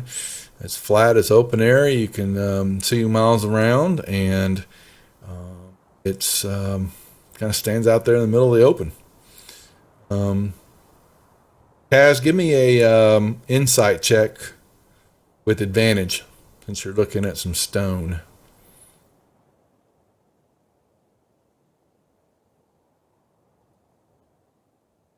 Oh, goodness. Oh boy. Sorry, not funny. Well, he just outside that, you know that the land, it's maybe this is granite. The rest of the area and the stones and all that don't match at all from this. So you definitely know this was not hewn from the rocks in the area. That's about all you can tell.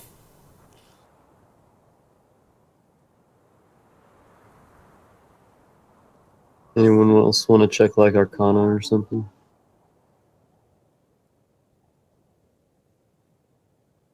Okay.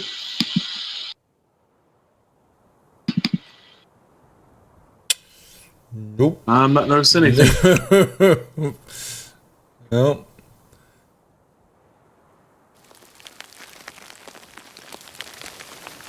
Now let me bring up the bow about it.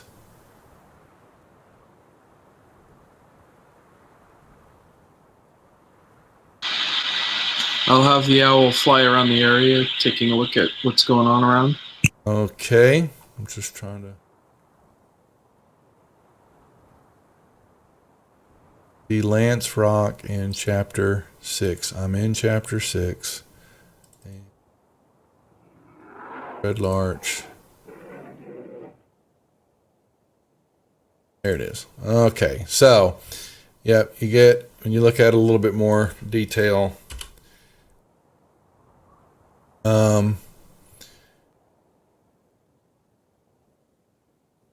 it's definitely a gray granite that you can tell, but it doesn't match any of the surrounding stone, which looks to be more like limestone to you, Cass. Okay. And the owl will tell you, as he flies around, that a few hundred feet more south, the stone is a smaller ravine that seems to be choked with breath, and there seems to be a very faint trail that leads into the brush area.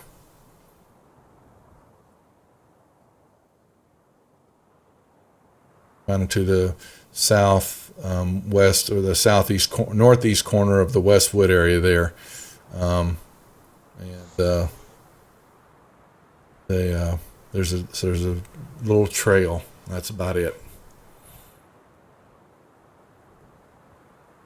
Oh yeah, try to follow the trail, I suppose. Buddy. Sounds like a plan. All right, you get closer to the trail, and then as you look, you see a neatly painted sign close to the brush line that says this.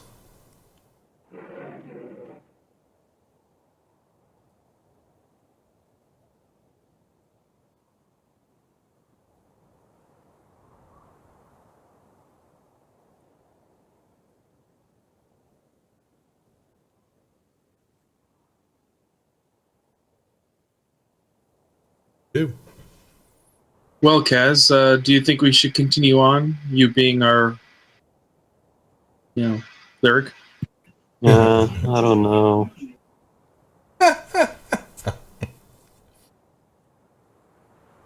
Really? Really?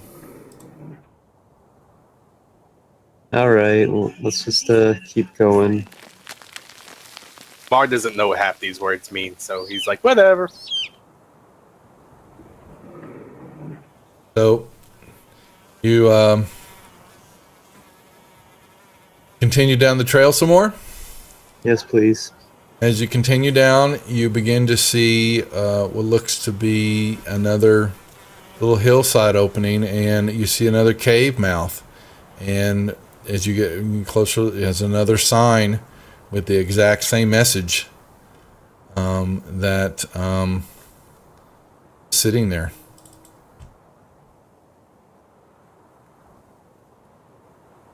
All right, we'll go and see.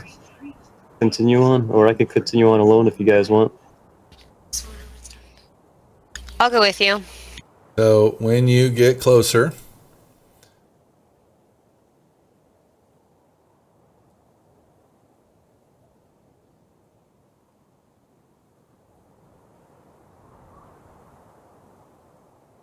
or I'm having map problems here. Let me get this up.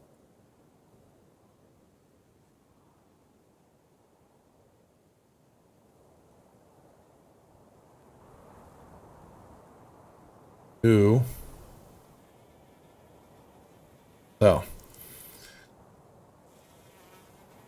hear this.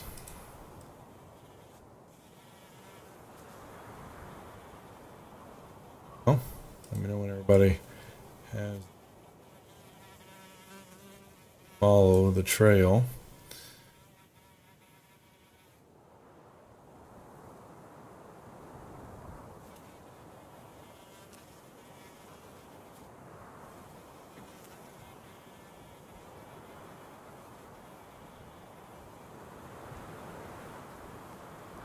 All right, and your owl.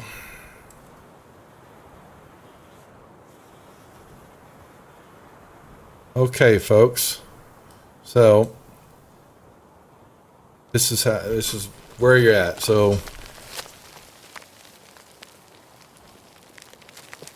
Looks like there's a trail to the east, right?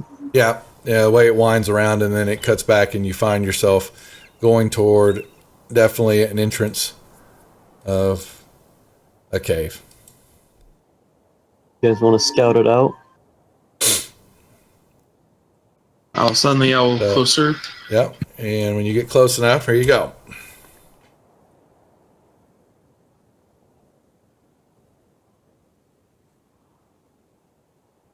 Okay, then.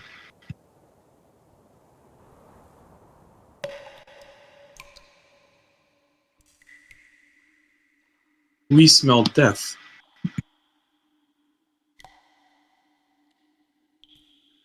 Well, I don't know about that, but It says there's a faint odor of death. I know. It's an old cave.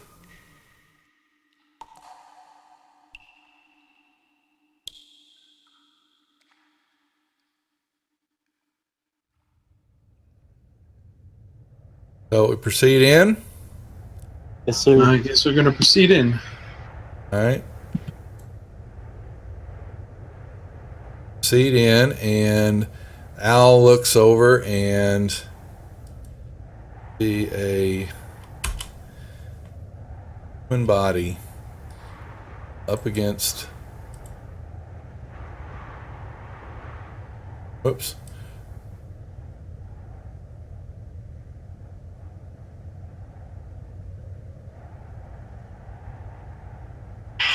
Well, there's a dead body up ahead. Yep.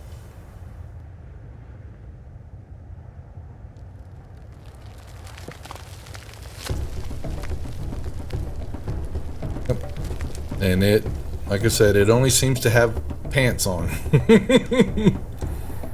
Mars gonna At least it has crew pants. and be like, "One of yours?" We don't normally wear pants. He's wearing too much to be a barbarian.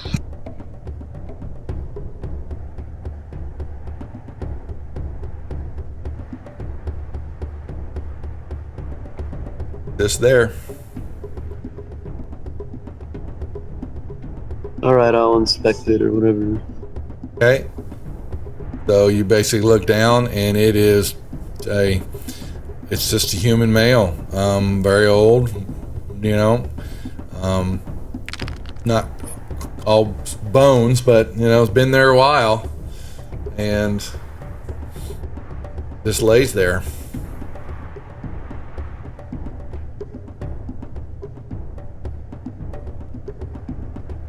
What's to the north?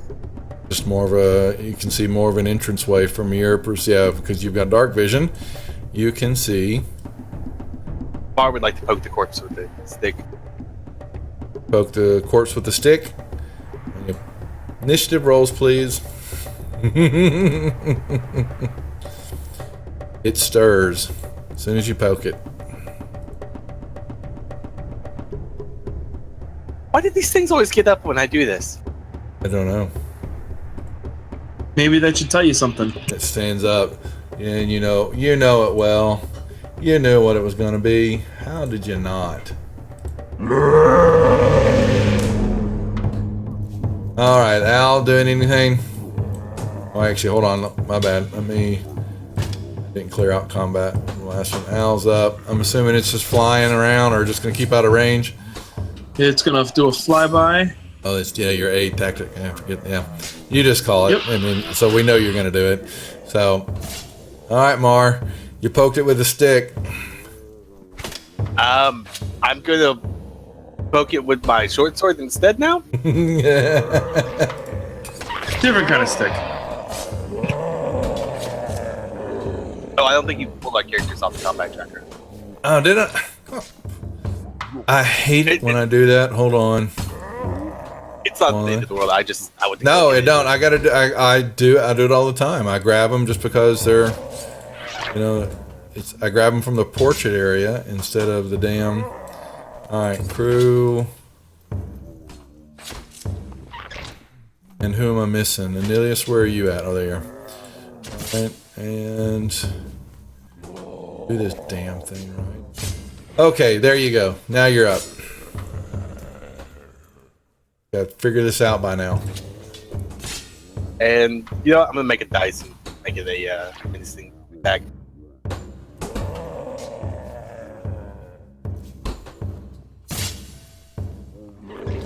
Whap! Uh-oh. What's his failure do? It puts frightened on him. Oh, he's not frightened. Well, how can he be frightened? He's a zombie. He's scared of himself. He's a... I don't know if it frightened's different from fear. It just puts disadvantage on stuff. All right. I Well, don't know if it counts as not zombies. sure how you can... No, they're not immune to it, so it is what it is. So, I doubt that he's going to make it much longer. So... All right, Anilius. Okay. I will just cast Firebolt on it.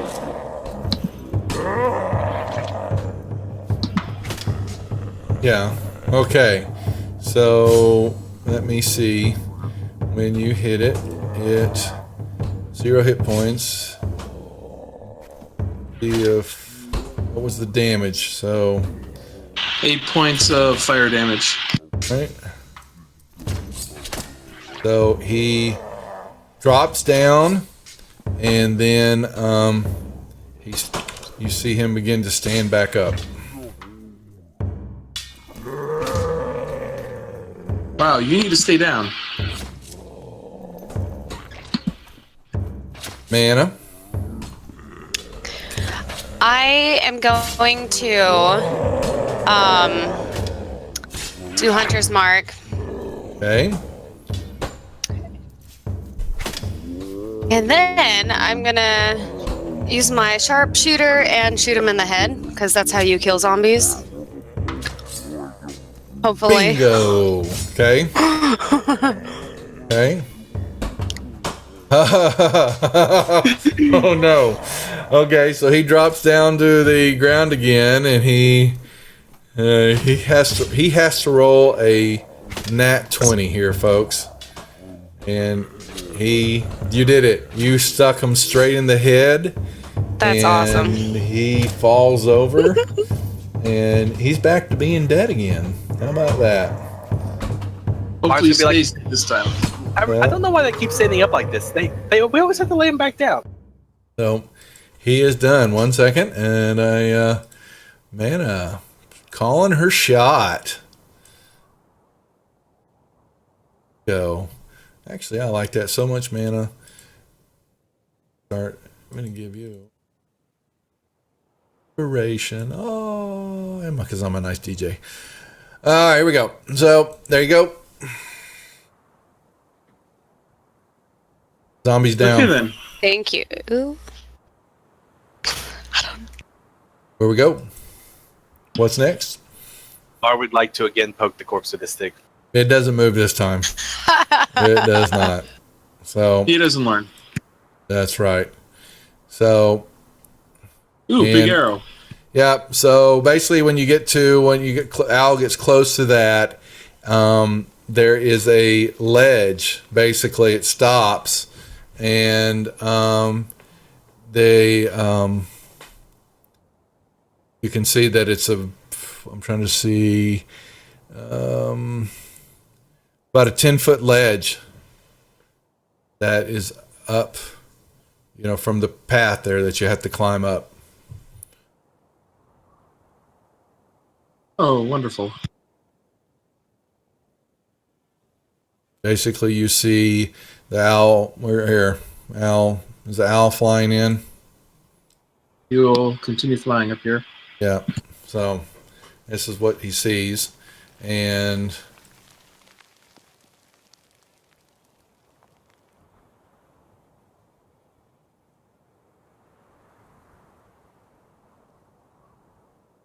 so basically the flat boulder sits there. Kaz will use his climber's kit and just climb up. Mar will just bounce up.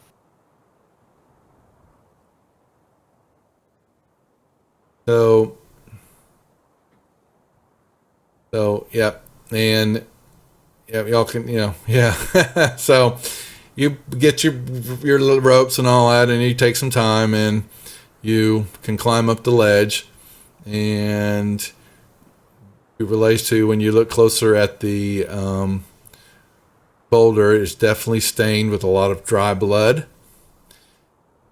Look to the east, and you see a pathway, and you look to the west, and you see another pathway. How convenient. East or west? I'll let you guys decide this time.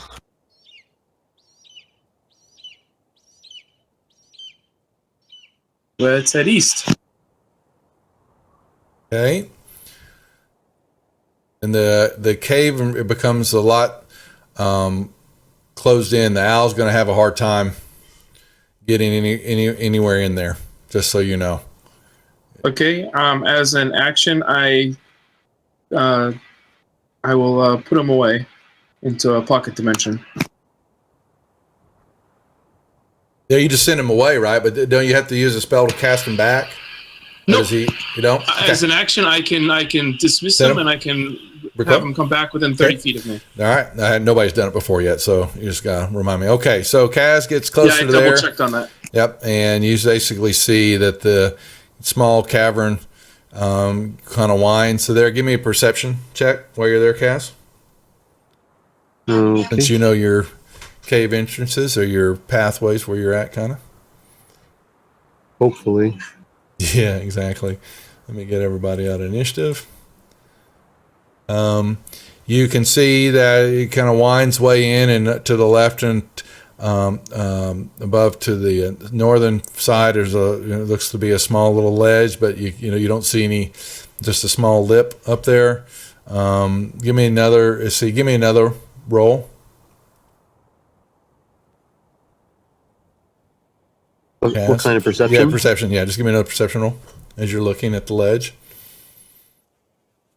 Oh, shoot. You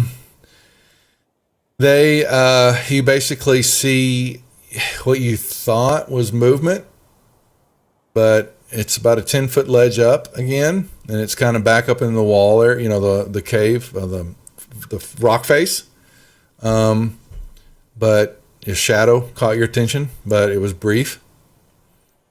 All right, so I signal to the rest that could be something around the corner quietly. It's just kind of like it's kind of where those two little, it's like right here.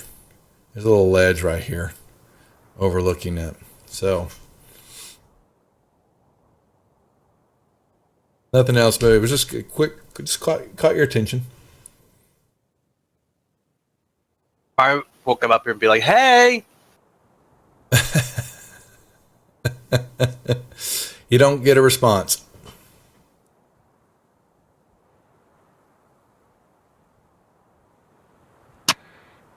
You say it's 10 feet up?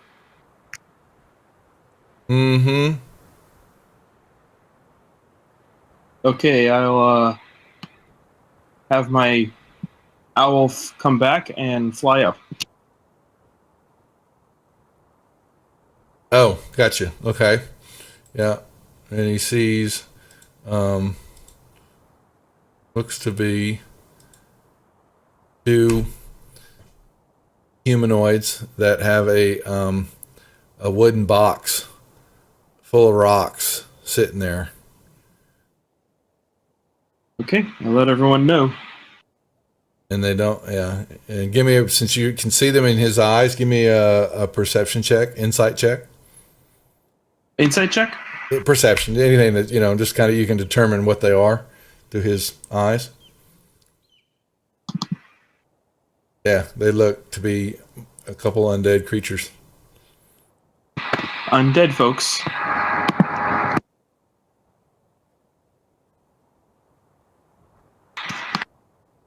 But they're hard to get to from where y'all stand, and because of the distance of the cave and all that.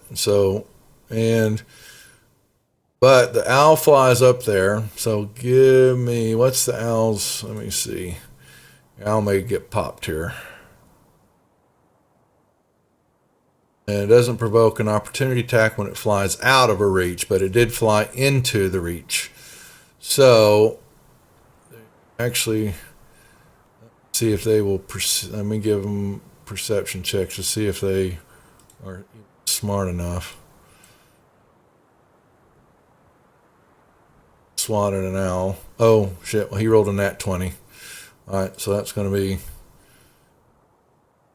one shot for them.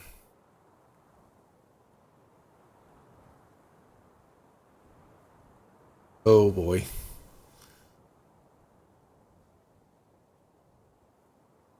Your owl got whopped. He's got 1 hit point. Oops.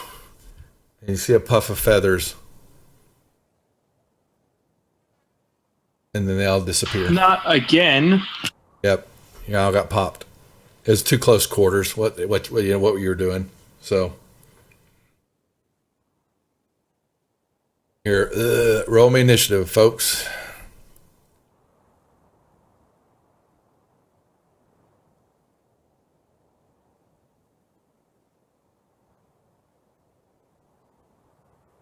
All right, Mana. I just rolled, and I rolled a 20. I thought. Anyways, I don't know where it went. Do I? You might have dropped it. Did you click the initiative button? Yeah, I clicked it and drug it over to. It's okay. Yeah, it's fine. Okay, you're good. It's still not too bad. Didn't beat them. All right, here we go. So, Mamar, you see the owl go poof. I can't see the. You can't really see them because they're up in this little nook, but you know they're there. You hear them. I would like to light a torch and throw it up there at them. Okay. Light your torch and then give me a dex check. See if you are accurate enough. Oh, sorry. What was that? It hit the side of the wall and fell down on the ground, right underneath them on the floor, on the square underneath to the south of the green square, right there in the middle of the path. I guess I'll back up in my turn then. Cornelius? I will cast light on the area. Gotcha. Okay. Light it up pretty good. The torch was lighting it up pretty good already. I'm up in that crevice area. Yep. Okay. You can see the shadows, and they definitely. All right, and Okay. I will pass on. All right, so they hold a box full of rocks. Okay, so you see them step up to the ledge, and they, being zombies, they are both. And this is what it says, guys. They both are holding the box of rocks, and they just kind of lift it up and drop it over the side, attacking the torch. And they drop the box of rocks. Oh no, the torch! And then they both jump down from the ledge. And let's see, they must. Okay, so first one jumps down. And he basically, as he's jumping, his foot catches the other one, and you see him land straight on his noggin. He missile dives into the ground, and he didn't like that, and he's prone on the ground. And he is a dummy. And the second one tries to jump down and miss his friend.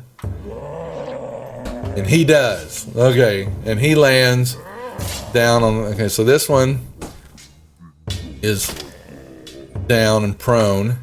This one jumps down, he gets it, and then walks up. He jumps down 10. No, actually, they only can move. Okay. 10.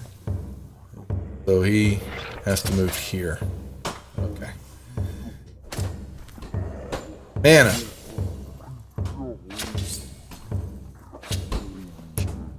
All right, I'm going to. Can I see Zombie 5?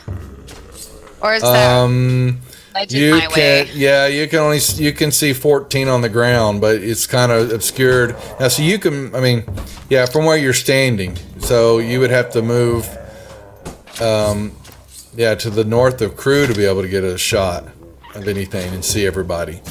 And you can move through other player squares. You just can't end your turn in a player square. Okay. Okay. So there you go. All so right. now you can see them both. I'm gonna attack actually. Zombie 5. Okay, that's perfect. Okay. All right. Hunter's Mark. I'm gonna use the sharpshooter. Oh boy. And you got a hit.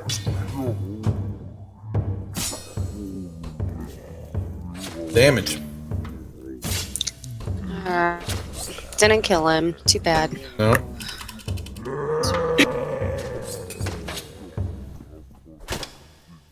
Burgess is going to take his glaive and just swing straight down at the zombie that has fumbled in front of him. Yep.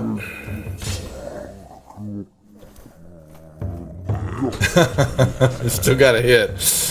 Yep. And it whacked him. Swinging back around, he'll bring the back end of his polearm down. You got a hit again. Okay. And he will stay right where he is. Kaz? Can I see over Mana's head to shoot number 5? 5 you can because it's standing up. Yes. Okay, I'll do that then.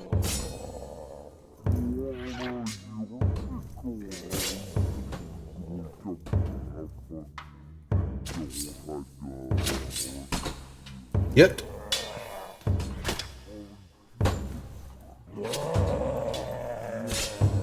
Still standing.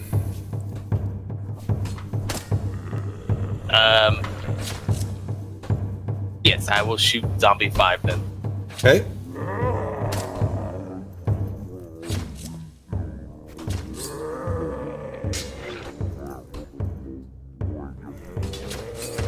Hit. Okay, so you hit him and he drops to the ground, and as always, he makes a...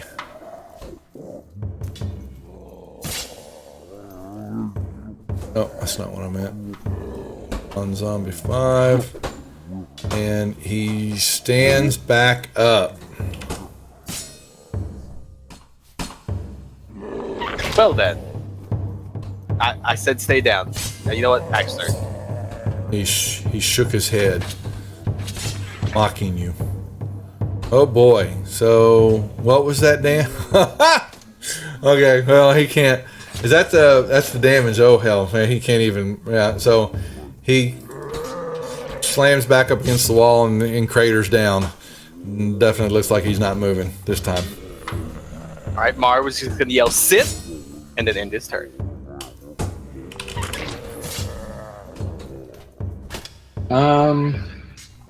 Okay. I guess I will pull out my magic missile wand again. Okay.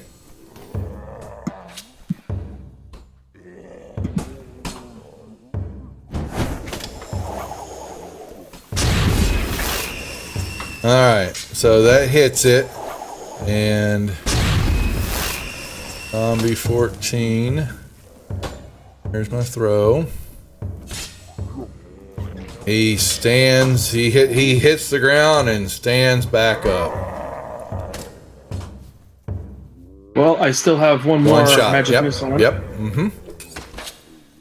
All right, and you hit him again. And he stands back up. Wow. I forgot to do this with the other zombies. Yeah, it was one thing I forgot to do. So, they're a little bit of a pain now to kill. Well, he was already prone, so did he actually get himself back up, or is he just crawling around on the ground? He stands back up. Yeah. So because he wasn't standing up before. You should have gotten but your attacks, your hits are automatic. And so there's not a. I'm just saying he wasn't standing before, so he wouldn't have gotten back up. He could get up, but he gets up. They basically in the thing it says they stand back up. So when they have their undead fortitude, it says on a damage roll, zombie drops to 1 hit point, and he's standing back up now. So he takes your damage and gets up. But he then goes down and gets back up, and then goes down and gets back up again. All right. So stands up and he comes over, tries to swing at Crew, and misses. Mana. All right, I'm gonna take him out.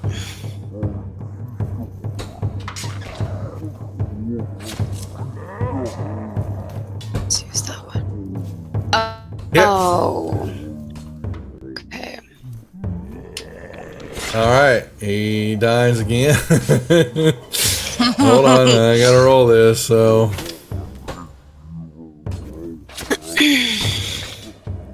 and yeah, he falls down and then he stands back up.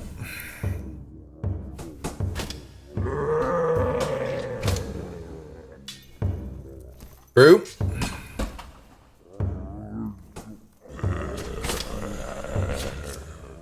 Crew Cash will take his glaive and swing at the zombie.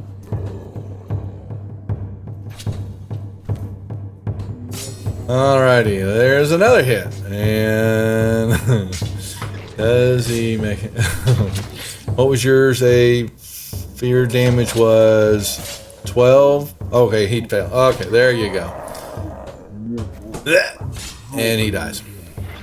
You lop his head off. Just for good measure. yay!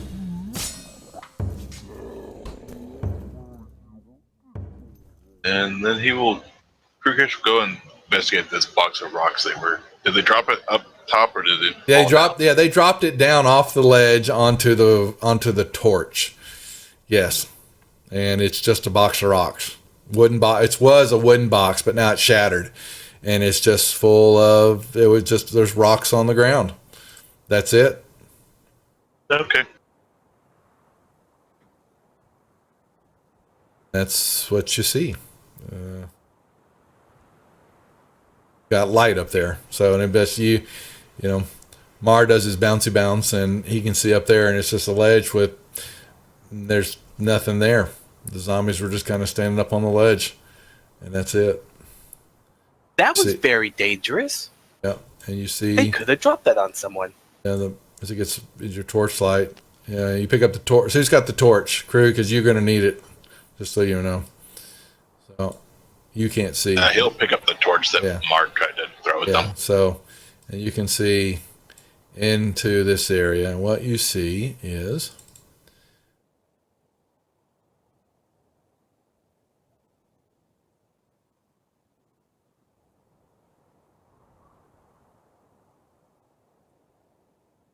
basically have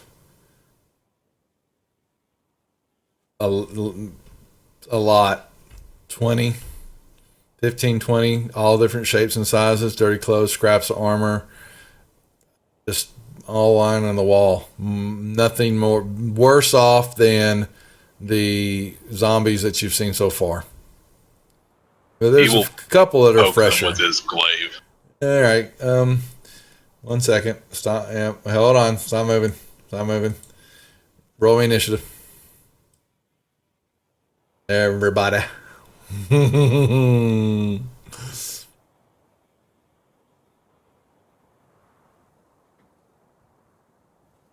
Basically see three of them start to stir out of the group. And start with Anilius. Yay! Okay. I will go with Firebolt.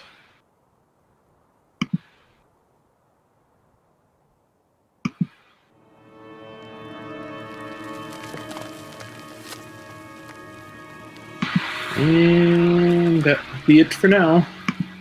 Okay.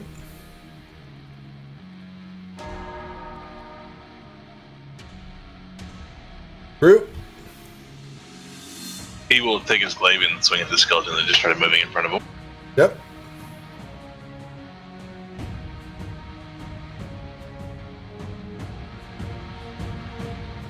Boom. Swinging back around. Will miss. Then he will stay where he is.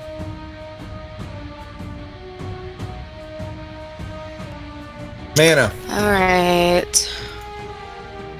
I try for skeleton too. I use my sharpshooter. Okay. Oh. Do I still roll since it was a miss? What? Well, if you miss, that's it. For Nothing damage. Yeah. Okay. Well, yeah. There's no damage because you missed. Yeah. Right. Yep. Good try, Bummer. though. Good try. That was a... Alright, Mars gonna do a leap over Everybody? companions, Uh-huh. land a little barrel roll, come up and shoot at 6.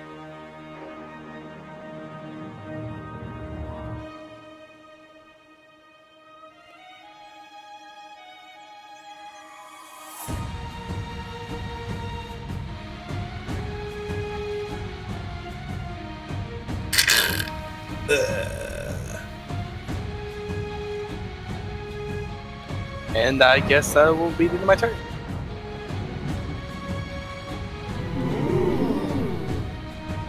Yes. I'll move around to this one. Oh, okay.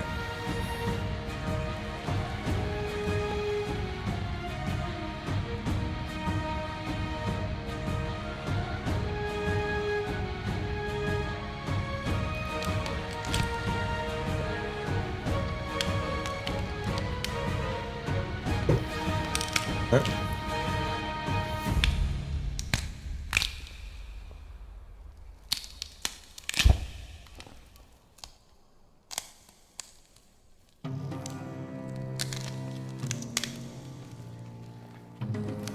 Elias?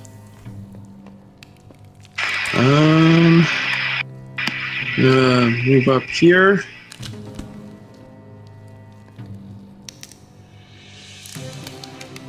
And guess I'll go with another magic missile.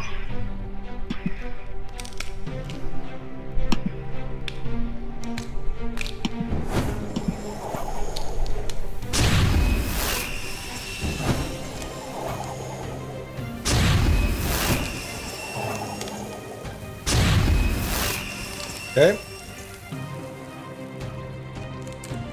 And that'll be all. Brute. He will take his glaive and swing at skeleton 2. Uh-oh. Whiff. Swinging back around with the butt end of the glaive. Whiff. This is again. You will step closer. It must have been a distance. Mana. Okay.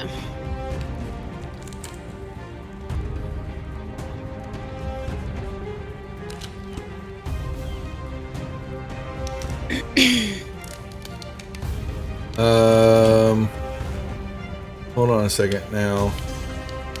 Oh, it did. I was gonna say. Okay, thank you. I was like, why didn't it hit? Okay, so it looked like it was enough damage. I was like, going, you didn't. Yeah, I got to target it. That was all that would happen. You weren't targeting it.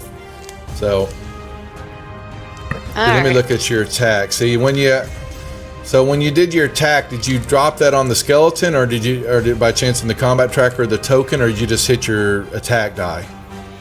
In the combat area. Or sorry. Yeah, where we chat. Yeah, well, you drag the dice, but you actually have to, if you're gonna, when you do that, you actually have to, you drop it on the creature you're attacking in the combat tracker, the attack die, and that was in what will target the creature properly for you and show. And same thing with your damage. Yeah, so that's actually when you do that in attack. You're learning, and that's I was like seeing what was missing there. So, all right, you did well. So yeah, you boom, and it goes down. There you go. Skeletons or nothing else moves in the room. I'm gonna poke it with a stick.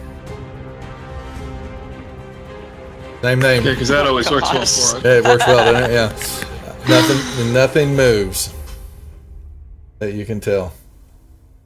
I need 54 more experience points. Come on. That's right. I'm gonna poke him with a stick again. You poke them, several of them, and nothing happens. I was joking for a good. It's 7 are skeleton and 5 are fresher, and you just killed 3 of the skeleton ones. So, but none of them. You go through and look at a few of them and poke them, and nothing. None of them move. Seem to be done.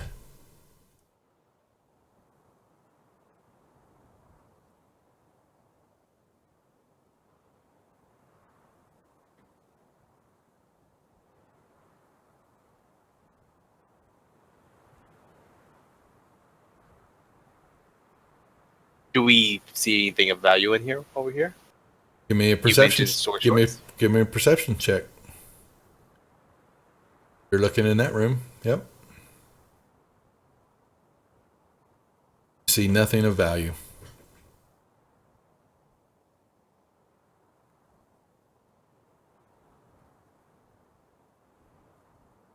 I'll move back into that little cave area where the rock is with a bunch of dried blood on it. Yeah, Mar wants to look at the rock. The flat boulder sits in the center of the cave, 6 feet across, 8 feet long, 3 feet high. Dark stains color its top. As though maybe something was killed on top of it, maybe? Like an altar? Kind of. It's just rock, but definitely that's all you can tell. There's no other tracks around it. There's nothing, nothing of notice. And so Kaz sees down the west tunnel and more basically see as you're walking it,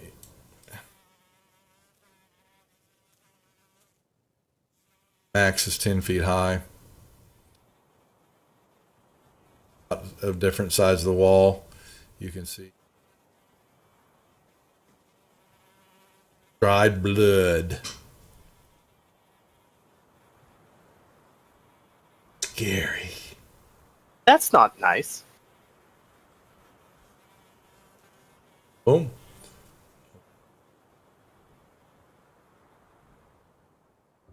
Mar would like to yell out, hello?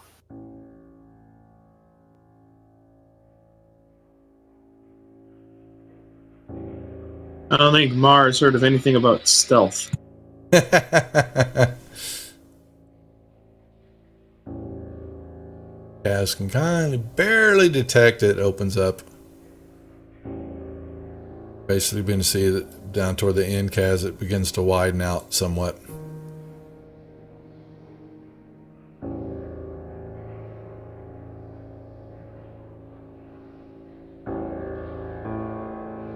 Closer.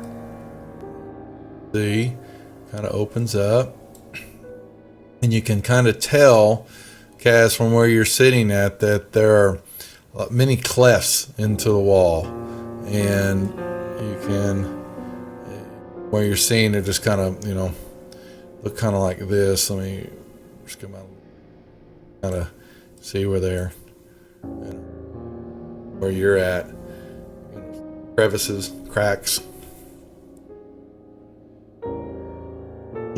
Closer, and you basically, once you get into there, you can see a little bit better. See.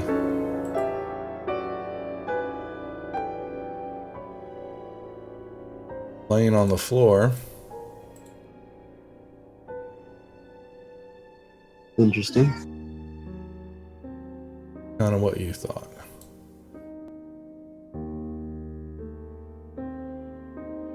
Right.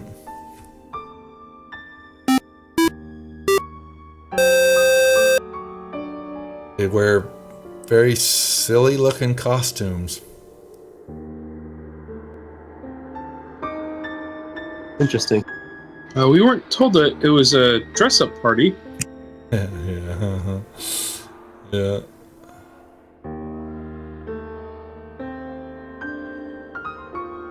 So, and Can I move in there and attack one of them? They, as you proceed to move into the room, right here, let me clear out initiative. So, and you, yeah, if you move into the, yeah, you haven't moved into the room yet, so they're not doing anything. That's not me dropping a big ass hint, but just ignore that comment.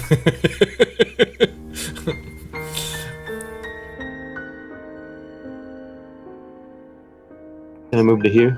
Well, actually, him? when you get here, so you proceed to see them rise up, and they begin to pirouette and kind of dance and bow to each other, and kind of move in, you know, what you would think would be unison.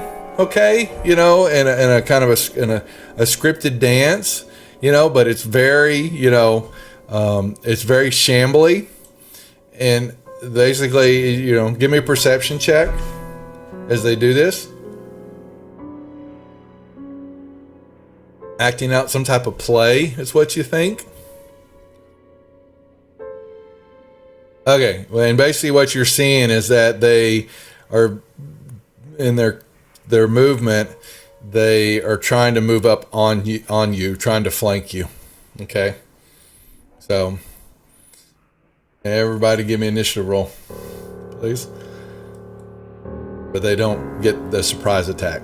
That's what was happening there. Group.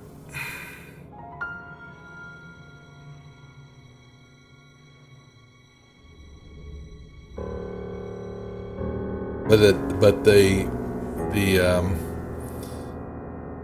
act definitely was not something you would expect zombies to do.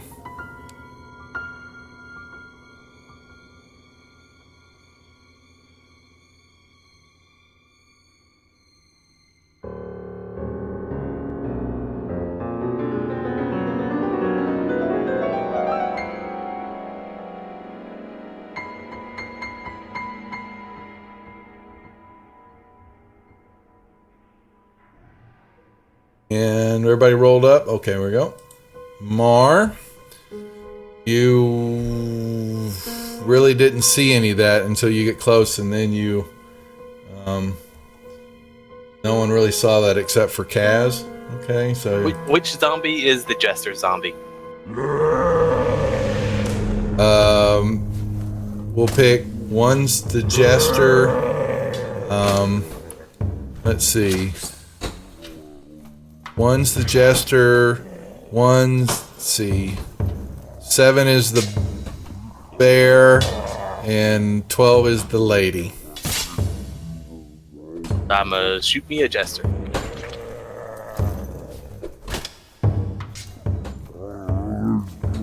And we'll make it a trip shot. Okay.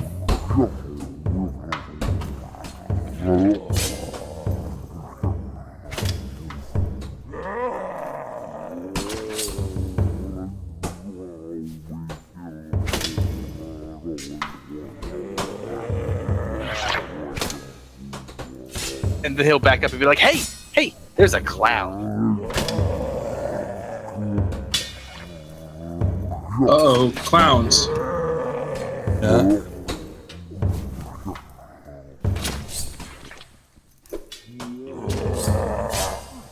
Krugesh will jump up here and see what's going on, and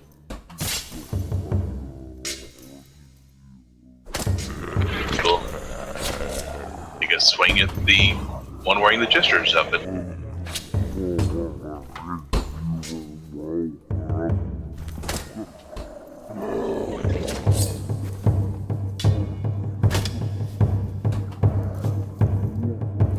Swinging back around with the back end of his glaive.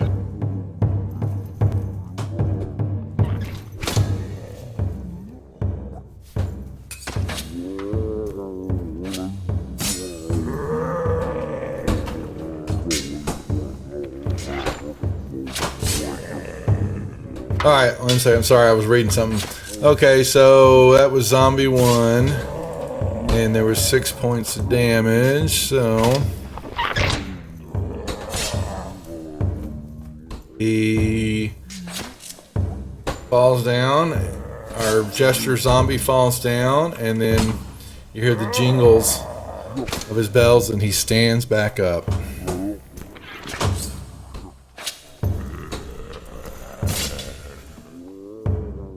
Kruger's going and step the rest of the way in the room.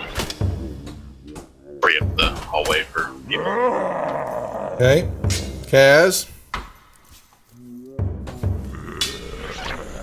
I'll move into there and I'll attack zombie number 1.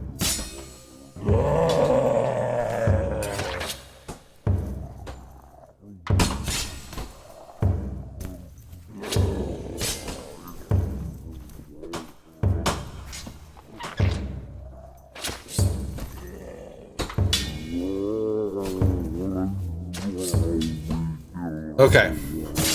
So 11 point. All right. So let's see.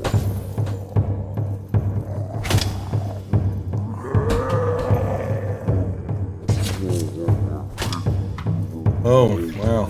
He falls down and then stands back up. Can I use my extra attack? I don't know if you have an extra attack.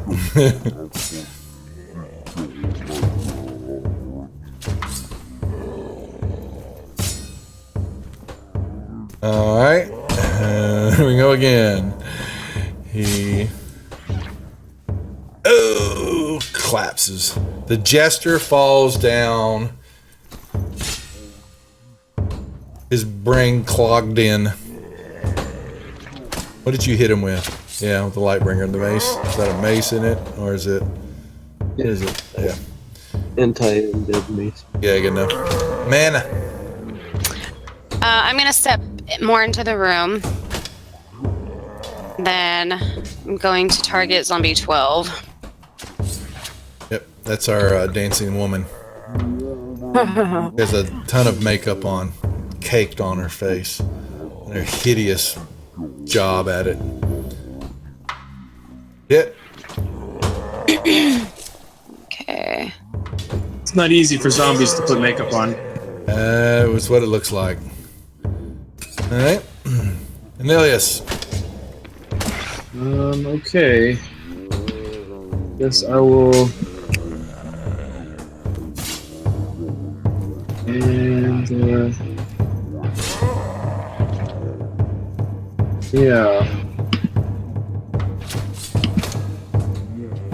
Let's see what I can do here.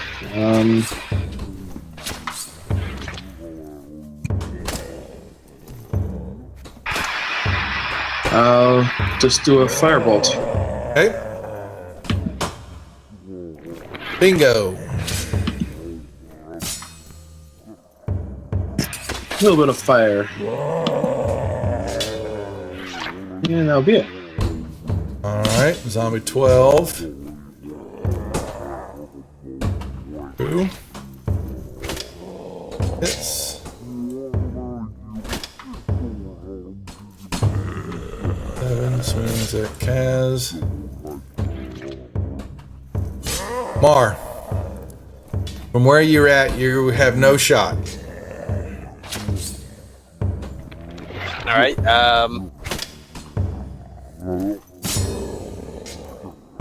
I'll come in here and go by zombie. He'll get 7. spotted. Yeah, 7 cruising your way. So you can get 7 though. Will zombie 12 not swing at me when I go past it, or? Actually, if you move in, yeah, it would actually because you step through mana. So he will. Zombie 12. He clipped you. Thank you for letting me know. That gives you. Oh. All right. Now your turn. Return to love. Then I will. Actually, you know what? Use more of my move over here. Can I now hit zombie 12 over Kaz's head? Yes, now you could. Definitely. Very much so. I'll return the love tab. And you do.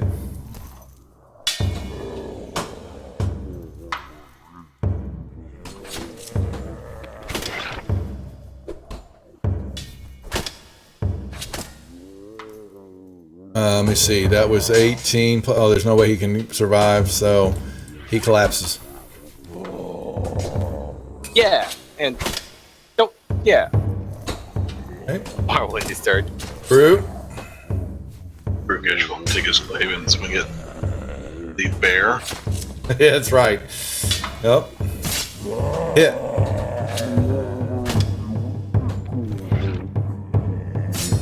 All right.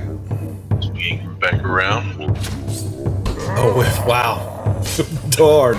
You got to do a critical fail to miss. So that sucks. That's fine. All right. You got some damage. And he will roar at the bear and end his turn.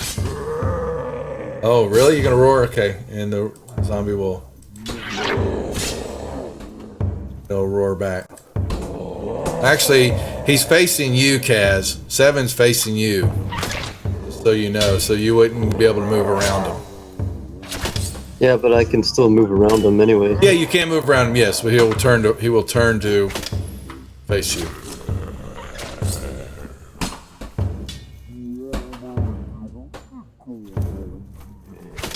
Nicely done. Mana. Alright.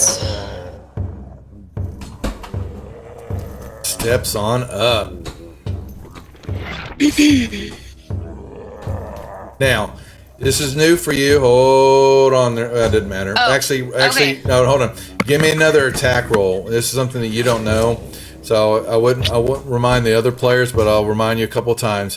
If you are attacking a character that is facing, so you see this line? The creature the creature's facing Kaz, so you're actually behind him. And when you have that kind of attack, you get advantage on your attack. That's just a rule that I play with, and so, but you haven't played, you're still learning a little bit here. So what you're going to do is you're going to get to actually, I want you to roll your attack die one more time on top of that zombie. It's Okay. what you're doing, you got a hit already, but what we're wanting to know is if by chance you get a critical hit. It's an option if you rolled a 20. Okay, same roll. So you did well. So you still got your hit, but we'll remind you a couple times. When you have that, you just go down and you click on the advantage button, and it will roll it for you. Okay. Okay. Okay, sure. So let's see. That is 9 points of damage. Oh, and so he falls Oh, down. he gets up. Stands right back up. Cornelius. Okay.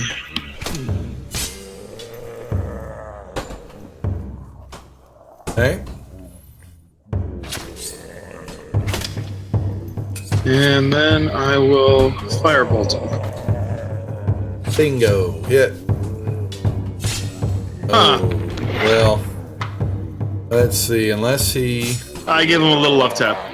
you gave him a little love tap, and oh man, he takes it, falls down, but then ever so slowly the bear rises back up.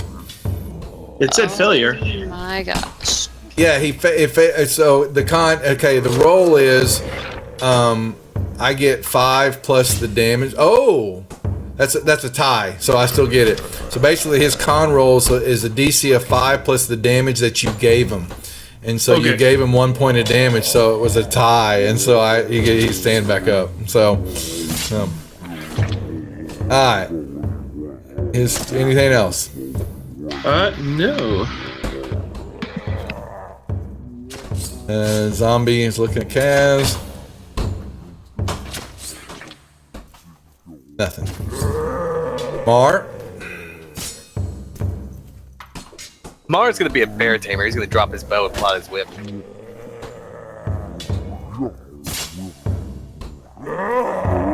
Oh, there we go. Oh hell! You slice his arm off, and now roll me your damage. I don't think he's gonna be able to. Oh, holy moly! Could save from this. Yes, good. My whip doesn't do that much. Oh wow! 8 plus 3. Half his side is off, but he stands back up. But he's only got one arm. Okay. Mar will end his turn. Slice his other arm off. We'll do this one at a time. Rukesh will take his glaive and attempt to slice the rest of the zombie apart. It's but a flesh wound. Are we going The Walking Dead? Do we cut both his arms off and then leash it?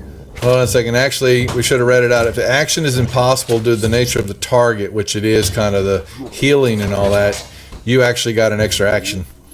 So, but, all right, so 5 plus 3, he needs an 18 or better. He got the bear collapses, folks. All right. That being said, we will pause. It is 10:38. Let me actually give you, and does it get? Oh, look at Kaz, you're fine. You gotta be kidding me. All right, so we're getting close. Oh, you're just scratching the surface. It looks like 24 more you're gonna experience points. You're gonna get close. Next week. You're gonna have to wait one more week. So, but we're stuck right here. You've got the 3 corpses dressed in a grotesque manner of some type of carnival, play show, whatever you want to call it. And that's what we have, and we will hold there until next week. Nicely done. Any questions or comments? Well, thank you.